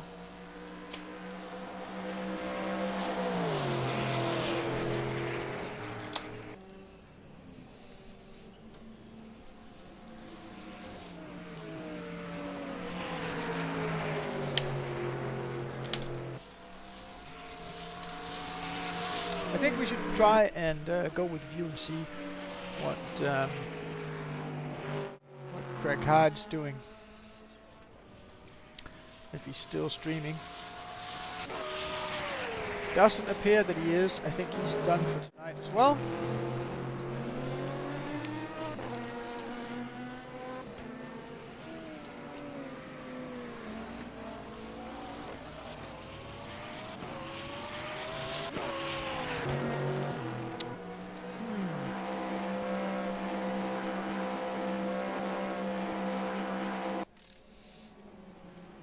So that one needs to come out. Goes like that, goes like that, and this one goes like that.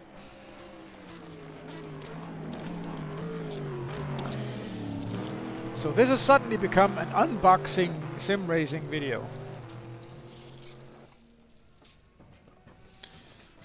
With a little part of the stand thing as well, HDMI cable.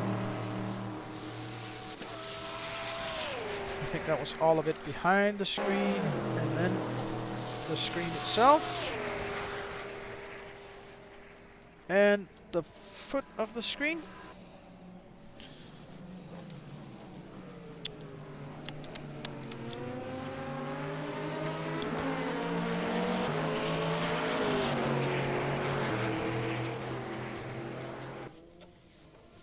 That's quite small. Small, neat, and tidy. AOC E2270H SWHN 21.5 inch screen, full HD, built-in power supply, just needs the power cord. Ready for VESA mounting. They obviously tried to make the bulge here on the back as small as they possibly could, because it's rounded off in the corner here.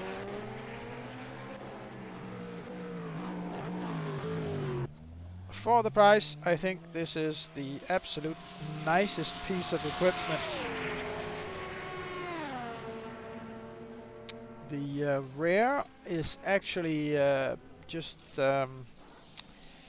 like if it was brushed aluminium. This is given a texture like it's some sort of fabric, cloth fabric, which of course makes it much less prone to the greasy fingerprint thing that a glossy plastic would be.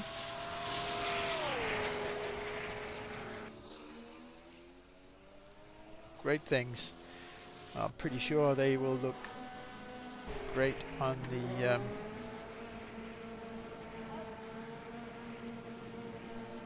the studio tables.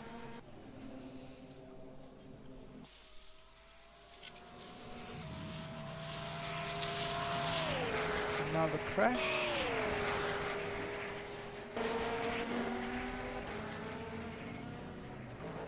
Are you with us, John, or?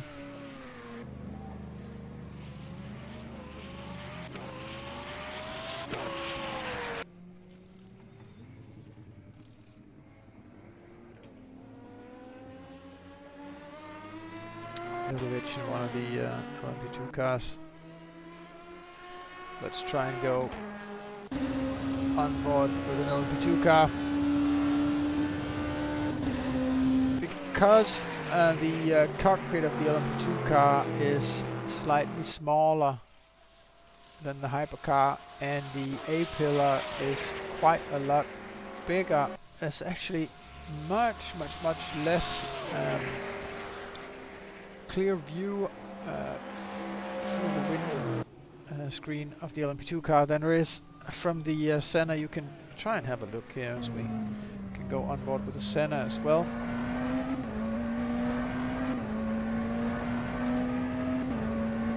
Which has a nice big field of view through the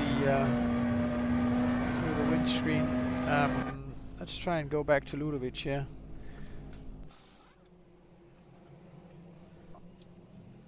Okay, so he goes back to pit lane, I think. Yeah, we're getting what happened here. We can get that from onboard then as well. He's turning into the kink before Indianapolis and loses the rear end, and yeah, it's basically done from then on.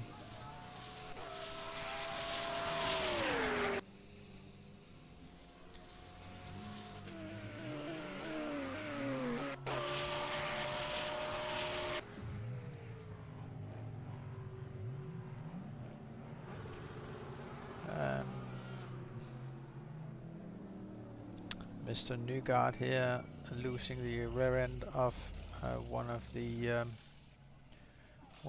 Corvettes as well.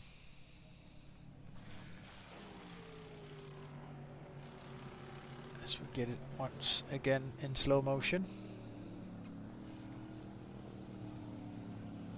Just a little bit too aggressive on the inside curbs, and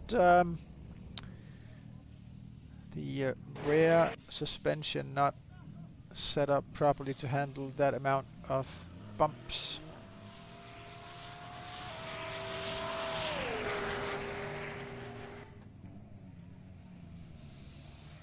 For weird reasons, I want to say, it looks like we're streaming at only about 4,000 kilobits tonight.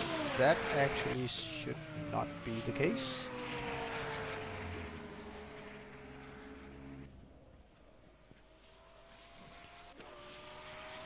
I'm wondering why that is set up to 4,000 kilobits while it should have been 6,000. So let's bump up the quality of this show right here, right now. We go for an extra 30% quality.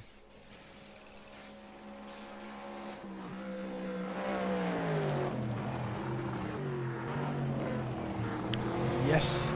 That's exactly why we chose to do it in 720p as well, Craig. That's because we wanted to make sure that it doesn't it doesn't create the CPU load or graphics card load. It has like 30% of the load of doing a full HD stream.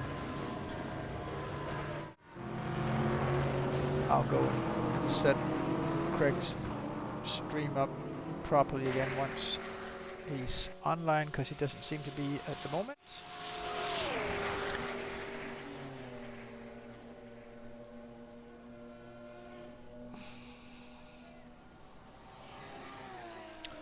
While we lean back and watch some racing, maybe go to the timing screen. Let's check out the weather first. 15 degrees C, so real weather definitely not kicking in on the server. There was actually a little bit of a shower popping in there, so we may still get a bit of rain before midnight.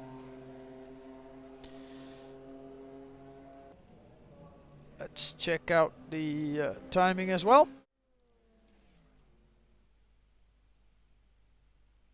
seems that I've fixed my sound issues the entire night today. Oh, we've got John with us now. Yeah, for some reason, I don't know what, but my Jabra just kind of like, I don't know what is wrong with it. Multiple devices connected, is my guess. Is always going to be my guess. No, everything was disabled Bluetooth. It didn't work in the PC. I tried everything, reinstalling, rebooting, everything. Yeah, well, you know, like once it has had those multiple devices connected, it's not the same anymore. Oh God. It affects it even though it's not connected to the devices currently. Lovely. Meh, not really. And there was a new version of the Jabra software that just came out this week, if you didn't notice. Yeah, I just installed that actually. That might be the issue as well. Yeah. So how many drivers do we have today? I Online? think we peaked at about 28. Oh, excellent. Great stuff. And you experienced some kind of laggy issues with one of the cars? We had guys with skin issues. It's the auto skin transfer and people not. I don't know Okay. if I there can. seems to be something going on where people try and save the skins from Photoshop via the DDS plugin, and it doesn't really work properly for some reason. There seems to be something like that going Yeah, around. that's why we need those skins at a very early stage to actually test all these things out to make sure it works. Yes. And we need them for all the graphics as well, because we are creating like spotter guides, graphics for the stream and everything. I've got John. If you see on the screen, I've got all the ACO monitors today. Wait a minute. As well as all the keyboards and mice as well. Okay. They are very perfect for the purpose. Like not too small, not too big. It's yeah, I see those. Nice. The yeah. quality. How's the quality of things? It's actually surprisingly nice, especially with the backside of the screens being in this sort of. They tried to emulate some kind of fabric, some kind of cloth fabric, which makes it just a little bit matte in the surface, which removes all this risk of like ugly grease fingers appearing on here. Oh, it's pretty and thin, I think also a bit more scratch proof than otherwise. Excellent. And you can see in the light here, it doesn't create. Does it have? Is it VESA mountable? Yes, VESA mounts. Oh, cool. Excellent. Yes. Really, really cool. Yeah. For the price, I think this is by far the best that we could get. It's also only 20-watt power supply, and of course with built-in power supply, so it only needs the power cord. Oh, that's nice. Which is really nice. Like many of the smaller displays don't have built-in power supplies anymore. They have separate power supplies and take 12-volt power. Yeah. That's actually a tip as well. So if you're driving your car and you're thinking, how about a nice screen or nice screens in the headrests for my kids to watch movies and stuff like that while we're driving, you can actually buy one of these screens with an external 12-volt power supply and pull the power directly off the car's power, because that of course runs 12 volts. Yeah. And then you can mount it in the car, and if it has an HDMI plug and a USB power supply, you can actually mount a what's it called, the Google thing. The Chromecast. Yeah, so mount a Chromecast directly on that screen, and as soon as you power on the car and turn on the screen, poof, Chromecast, and you can cast Netflix, that's pretty movies, awesome, actually. YouTube, whatever you want. Does it have USB connect? Does it have any USB connection for? No, like, this one doesn't. But you can Okay. get them in like these sizes. Yeah, I especially like the screens where they actually have their own power supply for the USBs, because then you will actually be able to like mountable stuff like keyboards. You can Yes. plug in stuff like your phone and stuff to charge it and stuff like that. So you don't have to Yes. have a additional cable connecting to the screen on the back side from the PC to power the USB. Yeah, and John, I found out today because I was testing before the screen on or before the stream on rehousing the old stream PC, the HP machine. Yeah. I found out that what's wrong. What was wrong is the power supply for one of the USB hubs is not delivering the 2 amps that it should. Well,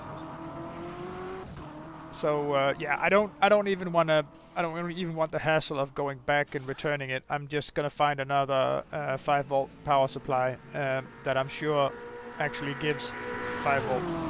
okay. Yeah, it seems that the server is running great. We had a few players. I'm just looking in the server browser of the dedicated server. We had a few of the guys having very high ping rates, about 150 milliseconds. Yeah, we haven't seen that in the live stream. Most guys have ping below 30. Okay, that's great, because this is actually my server running from my home. Okay.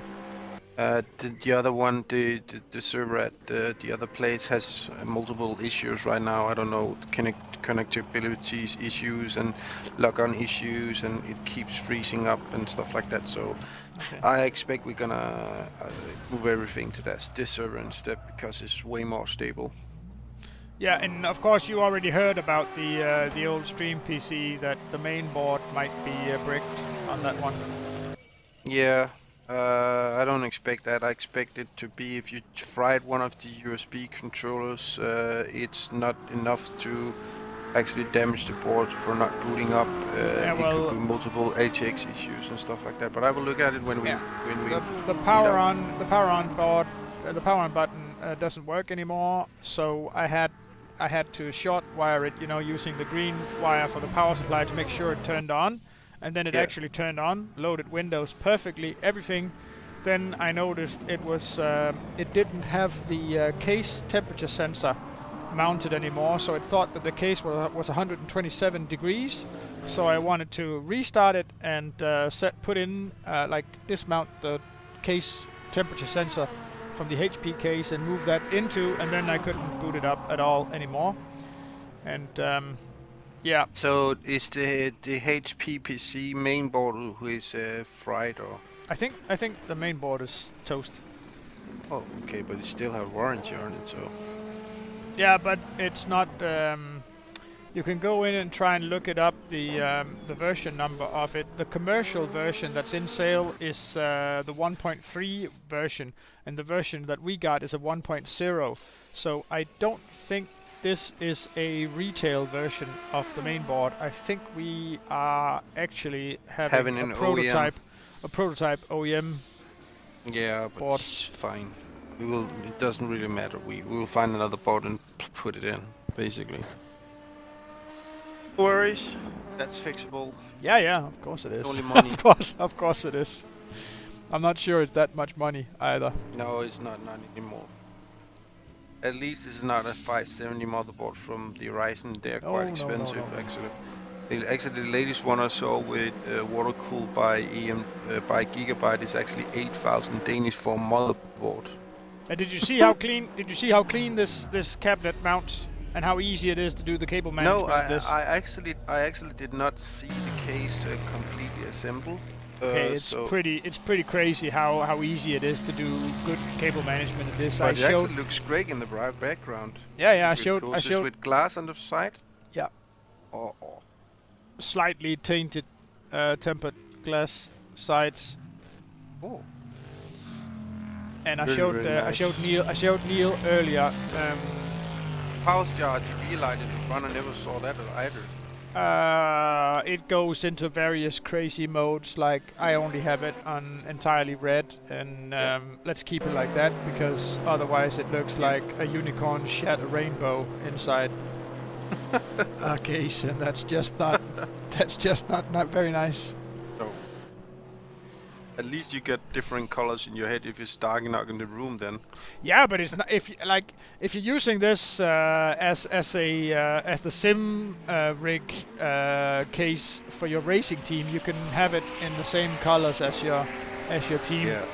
But if you can see all the holes here for the backside, like 1, 2, 3, 4, 5, 6, and then one on top of the power supply down here as well. So that's 7 of these rubberized throughputs for cables, so you can run everything behind. And there's like from a distance here, the only cables you see is like the power cables for the graphics card, and then the main 24-pin connector. Everything else is invisible. We must say we have to say thank you a lot to Rio Toro for actually sending us those cases to upgrade our studio PCs, because one of our cases was pretty old actually. So I guess it was a proper, like, you know, Linus Tech Tips did those sleeper PC cabinets where they do like really insane hardware in ancient cases, and that was what we had. That was what we had. We had a very, very old A-open case with the side open because it couldn't get enough. Like, back then cases didn't even have proper airflow. Exactly. So there was no airflow in that case at all. No. So in order to keep the okay, I've spilt something on the glass. Okay, whatever. So basically, to have airflow in that at all, we had to have the side off it all of the time. Yeah. I like also that the rubber for mounting the glass here is raised a little bit above the glass. So even though you tighten down the screws as hard as you can, you won't tighten the screws down as much as to break the tempered glass. And that I've seen that be a problem with other cases, that you can actually tie down the screws too hard and then you break the glass. Yeah, that's pretty cool. It's not possible with this. Oh, awesome. But this, of course, this way of doing it with the big screws, I suspect you could change these for smaller screws and then some kind of shim on it as well. And then you'd still be able to kind of lay it down and stack things on top, because this is really big and bulky and will scratch anything that you get up against it. So for transportation, these cases are not... This is not optimal. It looks fabulous though. But if you're a guy that... If you're a person that goes to LAN parties like every second weekend, I would not get this case. I would get something. I would get something with a handle, with a built-in handle as well. Yeah. And something more flush.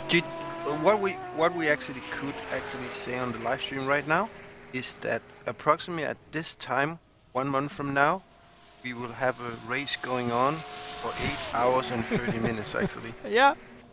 So that's how close we are to this. It's a little bit scary to think about. Yeah, and especially because of the size of it and what.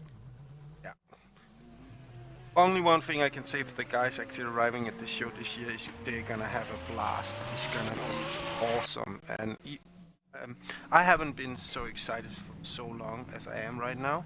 Also because of all the partners and all the help we had. So yeah, this year is gonna be great with the racing mentor coming in, Jess Shanahan, and all the good commentary crew. And now we're having Lutz back in the box as well for the German commentary. Streaming and German commentary, yes. Oh, that's of course going to awesome. be an entirely separate German stream. Yeah. Run by Mr. Lutz Enger himself. So I think he will manage. I think he's used to what he's doing. So. Yeah. He's one of the most experienced guys in the business. You know, from the outside, like on experience, it might have looked like a step up when we when we had the last 2 years when we had. Yeah. Why can't I remember the name now? Jimmy Broadbent. But Yeah. but actually on setup and technical things and all of that stuff, it actually really wasn't. Because Lutz is he runs his own video streaming studio. So he's actually a professional. Yeah, Lutz is very good. He's a great guy. The personality is superb, and he's such a nice guy. And I kind of missed him over the years. Me too. I'm just so Me too. glad he's back in the box and he's back with us. And Yes. he also missed it quite a lot. So I think when he actually arrives there, he's gonna have his coffee machine right by him as he used to. Yeah. Yeah, and he's gonna be so happy to be back in the box. So please make sure that you drop by and give him a friendly hug and a hello again, because he's been such a big part of the whole GJR adventure since the early days. So yeah, Lutz is actually one of the guys who actually made a lot of good stuff from us. So We'll get him a nice place for his own studio. yeah. We already ordered the stuff and the PCs and stuff like that. So he will have plenty of hardware for that. Yes. So that's good. He also Yes. brought his own microphone. He actually told me he's gonna bring his own microphone. Kind of like, this is his microphone. He doesn't want any other stuff than his microphone. Okay. So that's how it is. Okay, I say I accepted that, and that's fine. Maybe, Take your John, mic- we should talk to him about doing the Handycam stuff, so we Yeah. still get a better solution And I think we'll bring sort of a lot of than stuff. what we have right now. I know on microphone right now we could actually test that and try and show people how crazy the Yep. quality of that shit really is, because I think you should do that. that's impressive. I'll go. We'll take a commercial break and I'll be back with the The dynamic updated, microphone. Updated microphone, yeah. Yes. But you can actually hear the sound quality on that. It's Yeah. such an amazing microphone. Yeah. I'll be right back after sure. this.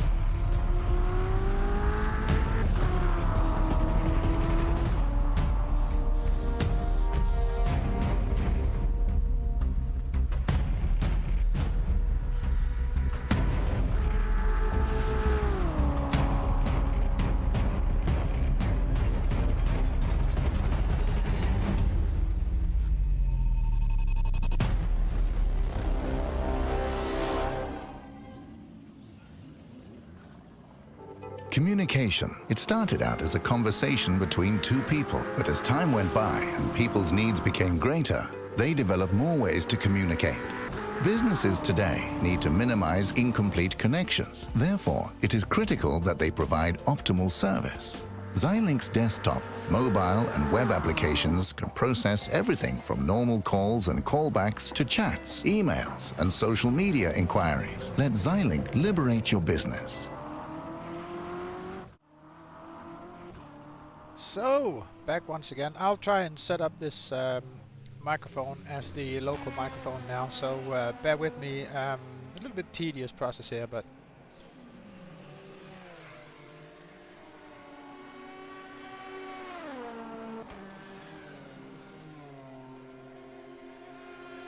I have about 16 different input devices on this, so bear with me if I'm not selecting the right one.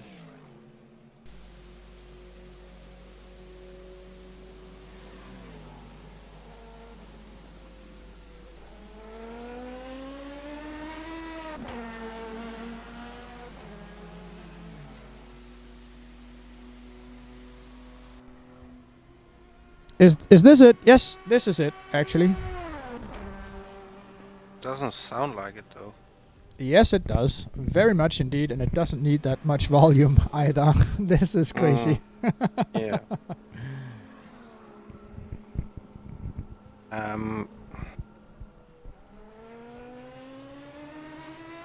Yes, it definitely is this one now, John, and it's very much more like what we say is sensitive, and it's very much more bassy and maybe a little bit more detail in the voice as well. Yeah.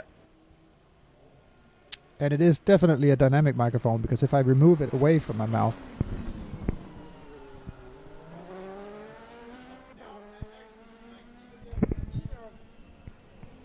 even just a meter away, I'll almost have to be able to hear what I'm saying. It is indeed very dynamic.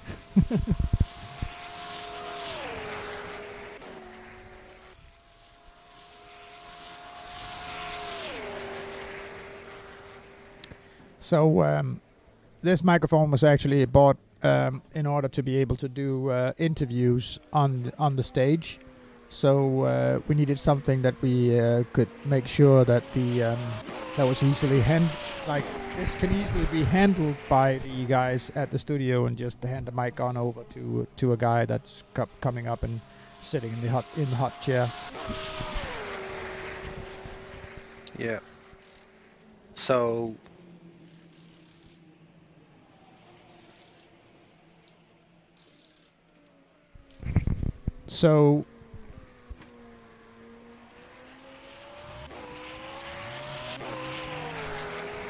you were saying, John? yeah, I like what's going on with the timing agent. Is that actually logged on to the server? Not the usual timing client. Nope.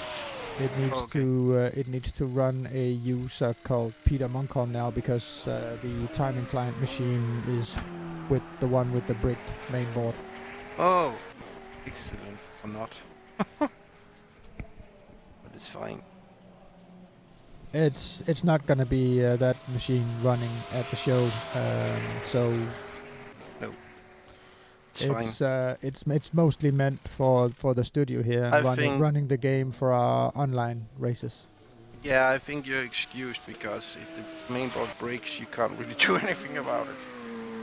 So that's how it is. It's amazing that we're still doing this broadcast tonight, because it could have been far worse than this. So This is actually compliments of Counterpoint and the laptop that I got from my work with them. That's the machine running the live stream right now.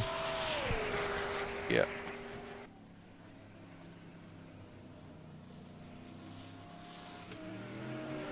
And why are the viewer numbers all over the place? Like, if I look down through Restream here, we've got 25 viewers right now, 9 on Twitch, and a whole lot of guys on Periscope, whole lot of guys on Facebook, various, like both the community page and the DTR24H.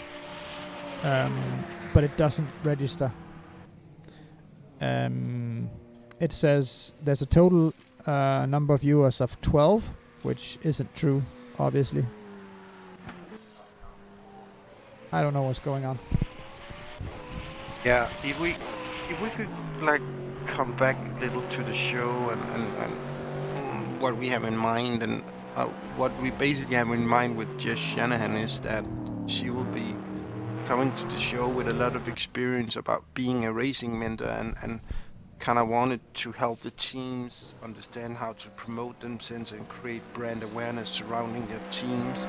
So we kind of like wanted to suggest to many of the teams actually arriving at the show to at least to get a talk with Jess and sit down, and they don't have to be on like a a live interview online and stuff like that if they don't like that. But of course, we will of course like to have team being able to do interviews online with Jess, because she will actually bring out a lot of good amount of questions, and that will actually benefit a lot of the teams there. So yeah, I guess that she will actually bring a lot of good knowledge to our show, and I'm actually looking very much forward to that, to be honest.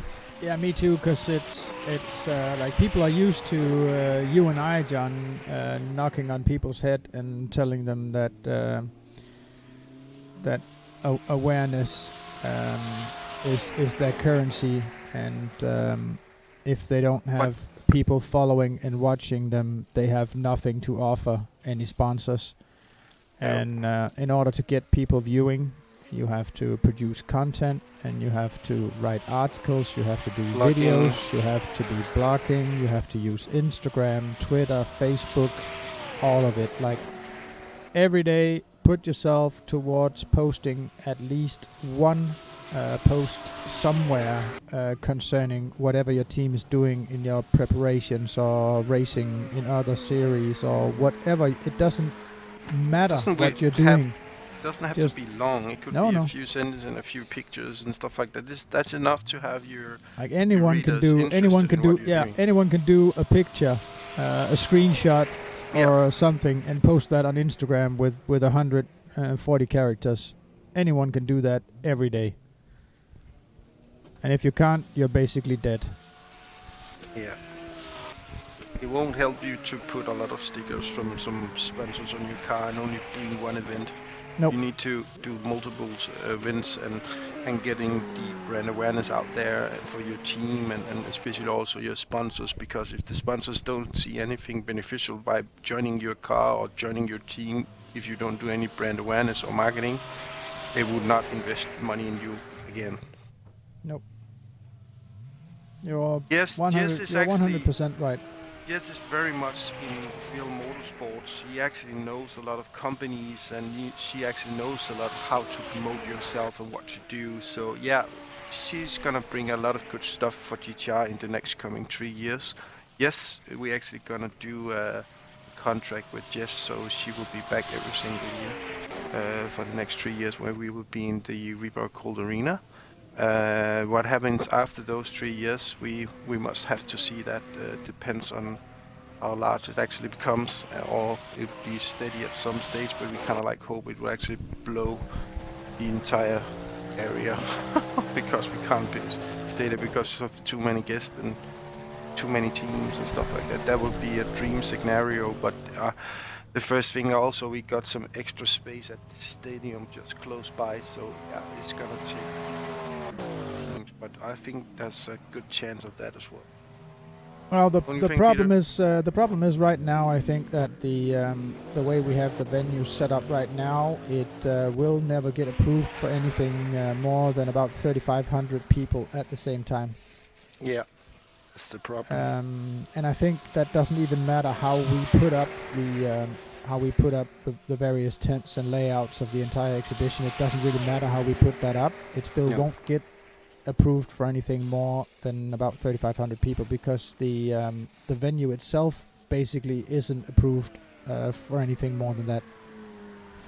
Yeah. So yeah, of course we're hoping that not all 10,000 spectators with the 10,000 tickets on sale show up at the same time.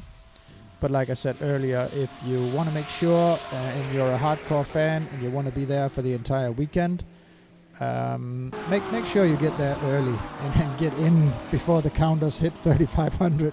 Because once they do, people are going to have to just line up outside. Outside, yeah. Will be a counter who has to count how many people who are in, and somebody has to go out for people to go in. Stuff like that. So yeah. It won't be a problem during the night. I don't expect. No. I don't expect that at all. But this like at the race start and at the finish, there might be full house, as they say. Yeah, because one of the things that would actually be the most interesting stuff would actually be the nighttime racing, where actually there's a shitload of stuff going on. Yeah, so a lot if of you're accidents and stuff like that. So everybody knows that, John. If you're a Yeah. hardcore fan, you want to follow the racing night during race, the night. yeah, most awesome stuff. So yeah, that's gonna be a good amount of possibilities to really have some good experiences there, because we will have a lot of good projects, later projects up from Dell running the live stream, and we will have an entire area with all the pit tents and stuff like that, where you can go talk with the team, see the telemetry stuff, and have a good chat about their performance and what kind of issues they have and stuff like that. And we also have that very, very finally working race radio, where you can actually listen into the teams and listen to the communication. You can do that already. Yeah, you can do that already, actually, online on GTR24H/timing, and you can just click the race control button. Yeah, and but look there's there. actually already channels for all the different teams. It's just not set up in the. Webpage. Okay, yeah. It's just not set up with the spreadsheet and everything yet. But if you go to, I think it's the same as TeamSpeak. If you go to ts.gtr24h.org and then put a colon in there and write 8,000, then you get a view of all the different team channels. Let's actually I want to try and do that on the race PC over here, because then you guys can see it and see how you're supposed to do this. So if I go in the browser here, let's pull that into the window here. You guys can see this now. Yes. Okay, so that's almost perfect. Almost. I'll go ts.gtr24h.org, then put in a colon, and then 8,000 and enter. Doesn't look like that was spelled entirely correctly. Or was it? Or does it think that it needs to search Google for this somehow? Colon 8,000. You have a double colon. It works at my place. I think I did something wrong at least. Yeah, there we go. There it is. So that's the Icecast 2 server of GTR24H, and you get all the various mounting points here, so you can scroll down and see what's going on. We can see that B32 Racing has peaked at 2 listeners, so 2 different people have been listening to B32 while this has been broadcasting, but it's been broadcasting since Sunday the 22nd, so it's been running for quite a long time now. 2 guys been listening to ID SimSport as well. We can go down, like I want to go on TeamSpeak here and find a channel with some people on it, and we can then listen in. Okay, ID SimSport number 177 actually has some people in there, and they might be talking right now, so click. Now they might be leaving and staying quiet, all of them, because they watch the stream as well, but click on the MP or M3U list here, and then open that, and your favorite whatever music player you have that can play these playlists will open, and you can listen to it. Apparently the Groove Windows music player can't do it. Do I have anything else on this machine that will play these files? VLC player maybe? I don't think I have VLC, but we can just try with regular Windows Media Player. That might actually work as well. And now it may have to do some setup. Yeah, just use recommended settings, please. Yes, that is actually doing it. It's playing the radio channel right now.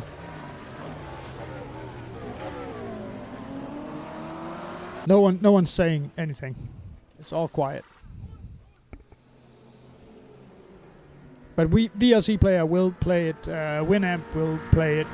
Apparently, Windows Media Player is doing just fine as well.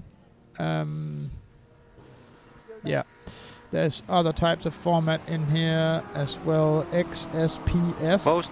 most important stuff is that you can actually walk around with your Bluetooth headset and your phone, Yeah, you can. and you can go and listen in to the different radio streams and get to Yeah, and know the teams and stuff like that. the direct link is actually just to take this slash address up here and put that. If I can only just copy. And just to This- mention for the guys visiting the show and actually going to experience this functionality is that there's excellent 4G telephony and network at the event, so there's plenty of bandwidth there to actually experience this. So, I don't know if people saw what I did, but just copy the mounting point address so it says 177-ID SimSport, and then you can actually listen to it in the browser itself. So you can open this in any mobile phone. Any mobile phone would do this as well, no matter if it's an Android or iPhone or whatever.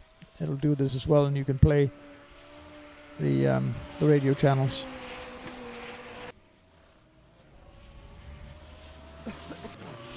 Someone's coughing. To get a little bit more closer to the event itself, we will have, of course, the place where you have the commentary board, where you will have all the simulators there. You can walk into other areas like lounges and having coffee, and there you will still be able to follow the race at the multiple screens set up to different locations and stuff like that. So you won't miss a thing. Actually, the entire show has. We won't be silent, they say at No, ID we won't be SimSport. silent. So you would have the chance if you just wanted to sit somewhere more relaxed, and you can still follow the race boat on your phone as well, and on different screens around the event. There will be, of course, some areas where you can have it a little bit more silent. So if you just want to relax a little, you can go there and have a cup of coffee and stuff like that. So of course there will be areas for that as well. So Yeah. And with 50 cars on track, there's going to be a lot of spotting going on for the various teams. So I don't expect any of the radio channels to be silent for very long when you try and listen in on the team communication. There are RTMP MP4 onboard cameras that'll be available as well. Those will be clickable from the live timing screen as well.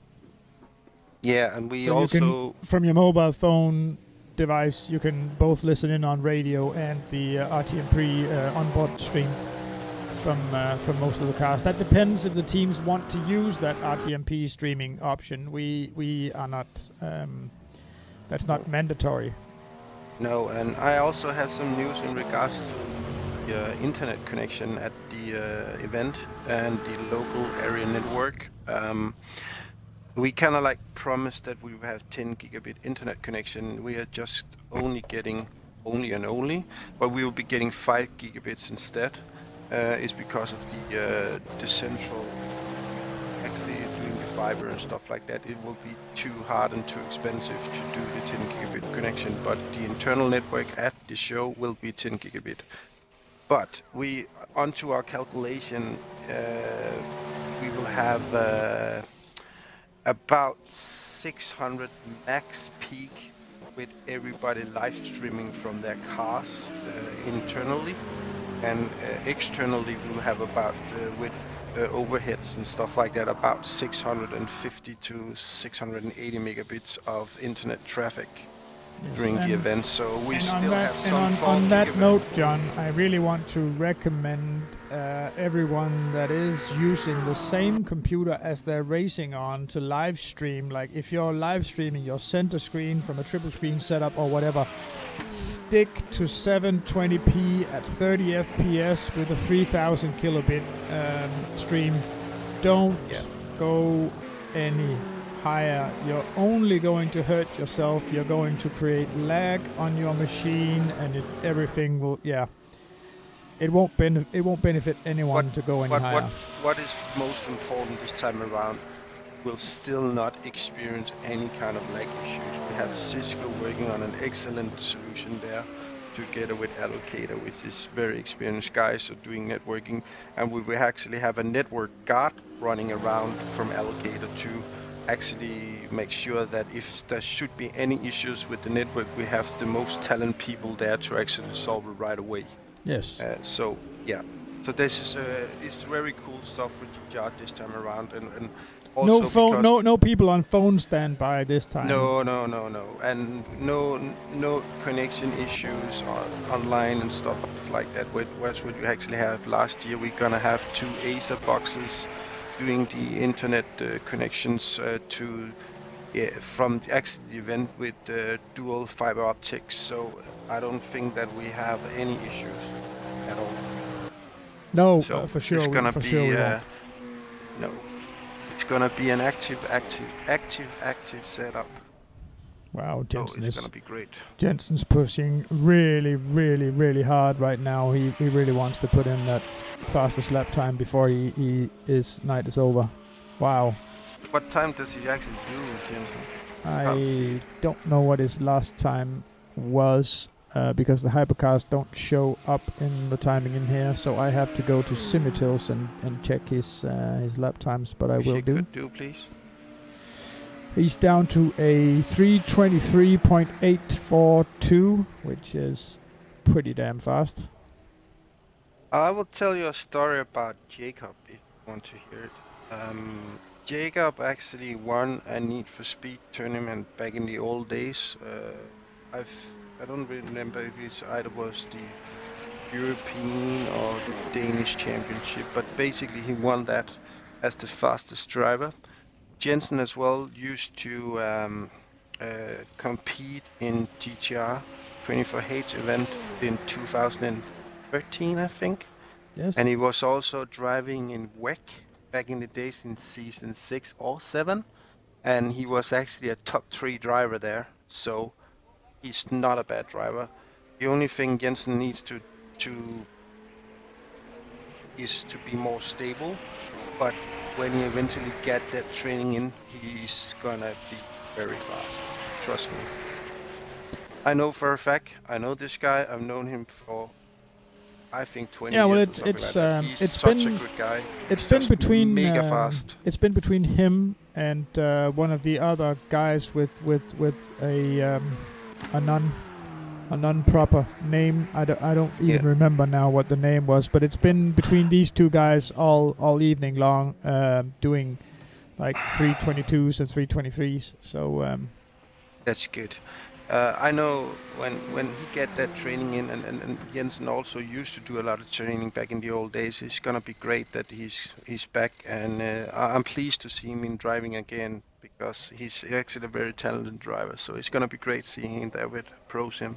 yeah. Did you hear the part when we researched on the lap times of the different class cars on Le No, Mans? Because I had to hit my sofa earlier today because I was just smashed up with overwork. So I need to okay. 2 hours of sleep. But we Yeah. tried to look up the lap times of the GT3 cars because the GT3 cars race the proper Le Mans track during the Road to Le Mans event that's held the same weekend as the regular Le Mans race. Yeah. And we looked up the fastest lap times, which was I've got it right here. That was done by Beach Dean Racing in an Aston Martin Vantage GT3 car. They set up a 3:55.887. That was their qualifying. That was their qualifying lap time in a GT3 car. It's That's pretty it's about 1.5 to 2 seconds faster than the P2 GT3 car, which I think was a Ferrari 458 or 588. Hard to see here. It doesn't list that car.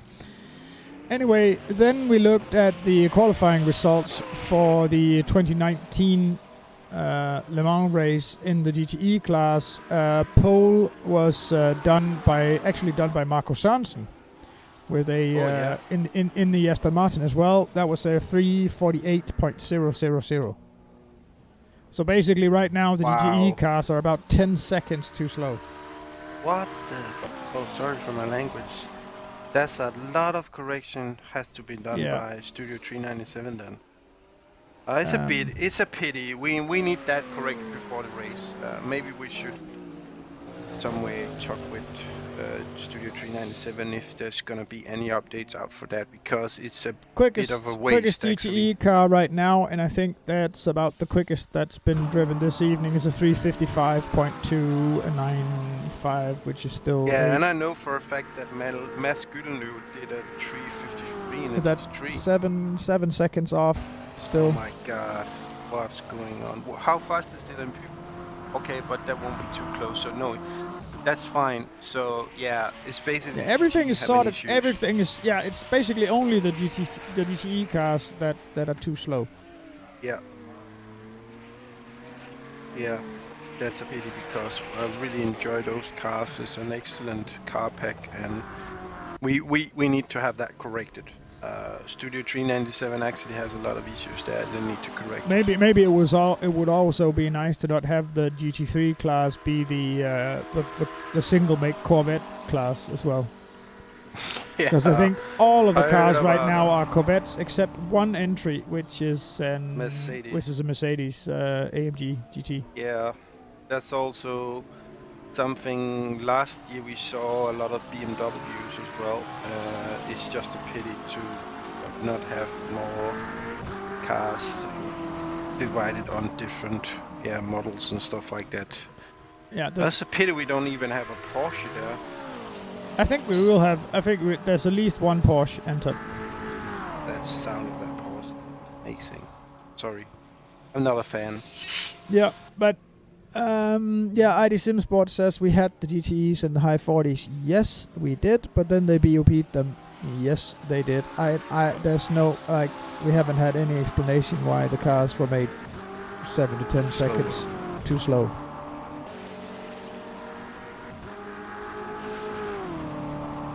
Because obviously the GT3 cars are right on the money right now. Yeah, why? They should actually reverse to the old settings of those. Yeah, but GT then cars. the GTE class would be BMW M8 Cup as well, because the BMW oh my M8 God, terrible. was just that was just completely OP in the GTE class before.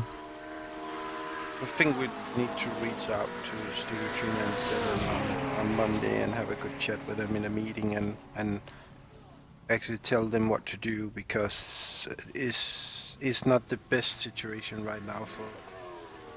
Yeah.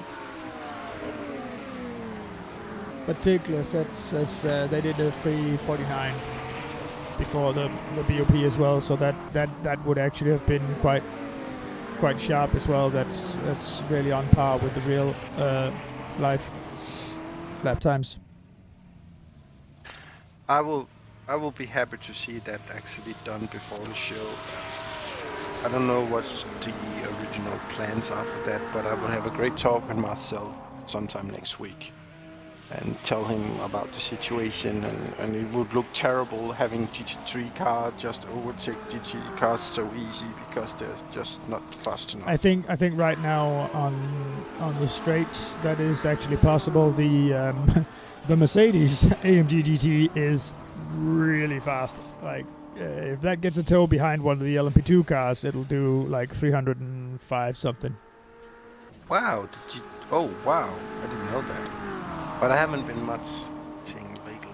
But yeah, just been working my ass off with the show and stuff like that. The same goes for you, Pete. Yeah. How much do you actually race these days? I haven't been Nothing. raced for 1 year, maybe 2 years. I did like 2 Wednesday last week. I did the ID Sim Sport summer series, and racing those has definitely been quite a challenge, because to me it's like sitting down the same night as the race and then driving practice for maybe half an hour, then doing qualifying and then doing the race. So one night for the last is that 1.5 months? Yeah, something like that. Oh my god, I hovered to 3 M8s in the Mercedes tonight. There's something completely wrong there. That should not be possible. Oh god. That's a good one. Well, Jensen definitely has a problem because if the Corvette driver that got overtaken there was to file an incident report on his pulling back in front of the car in the braking zone, that might actually have given him at least a drive-through, if not a 10-second stop-and-go penalty. Yeah. So it even says so in the rules.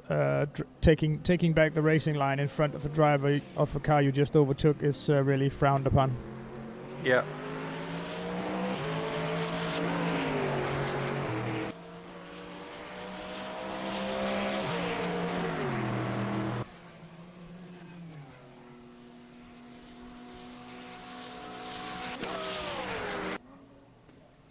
Well, John, it's time. It's actually time to end the live stream. So I think we should go to commercials, and then we'll be back.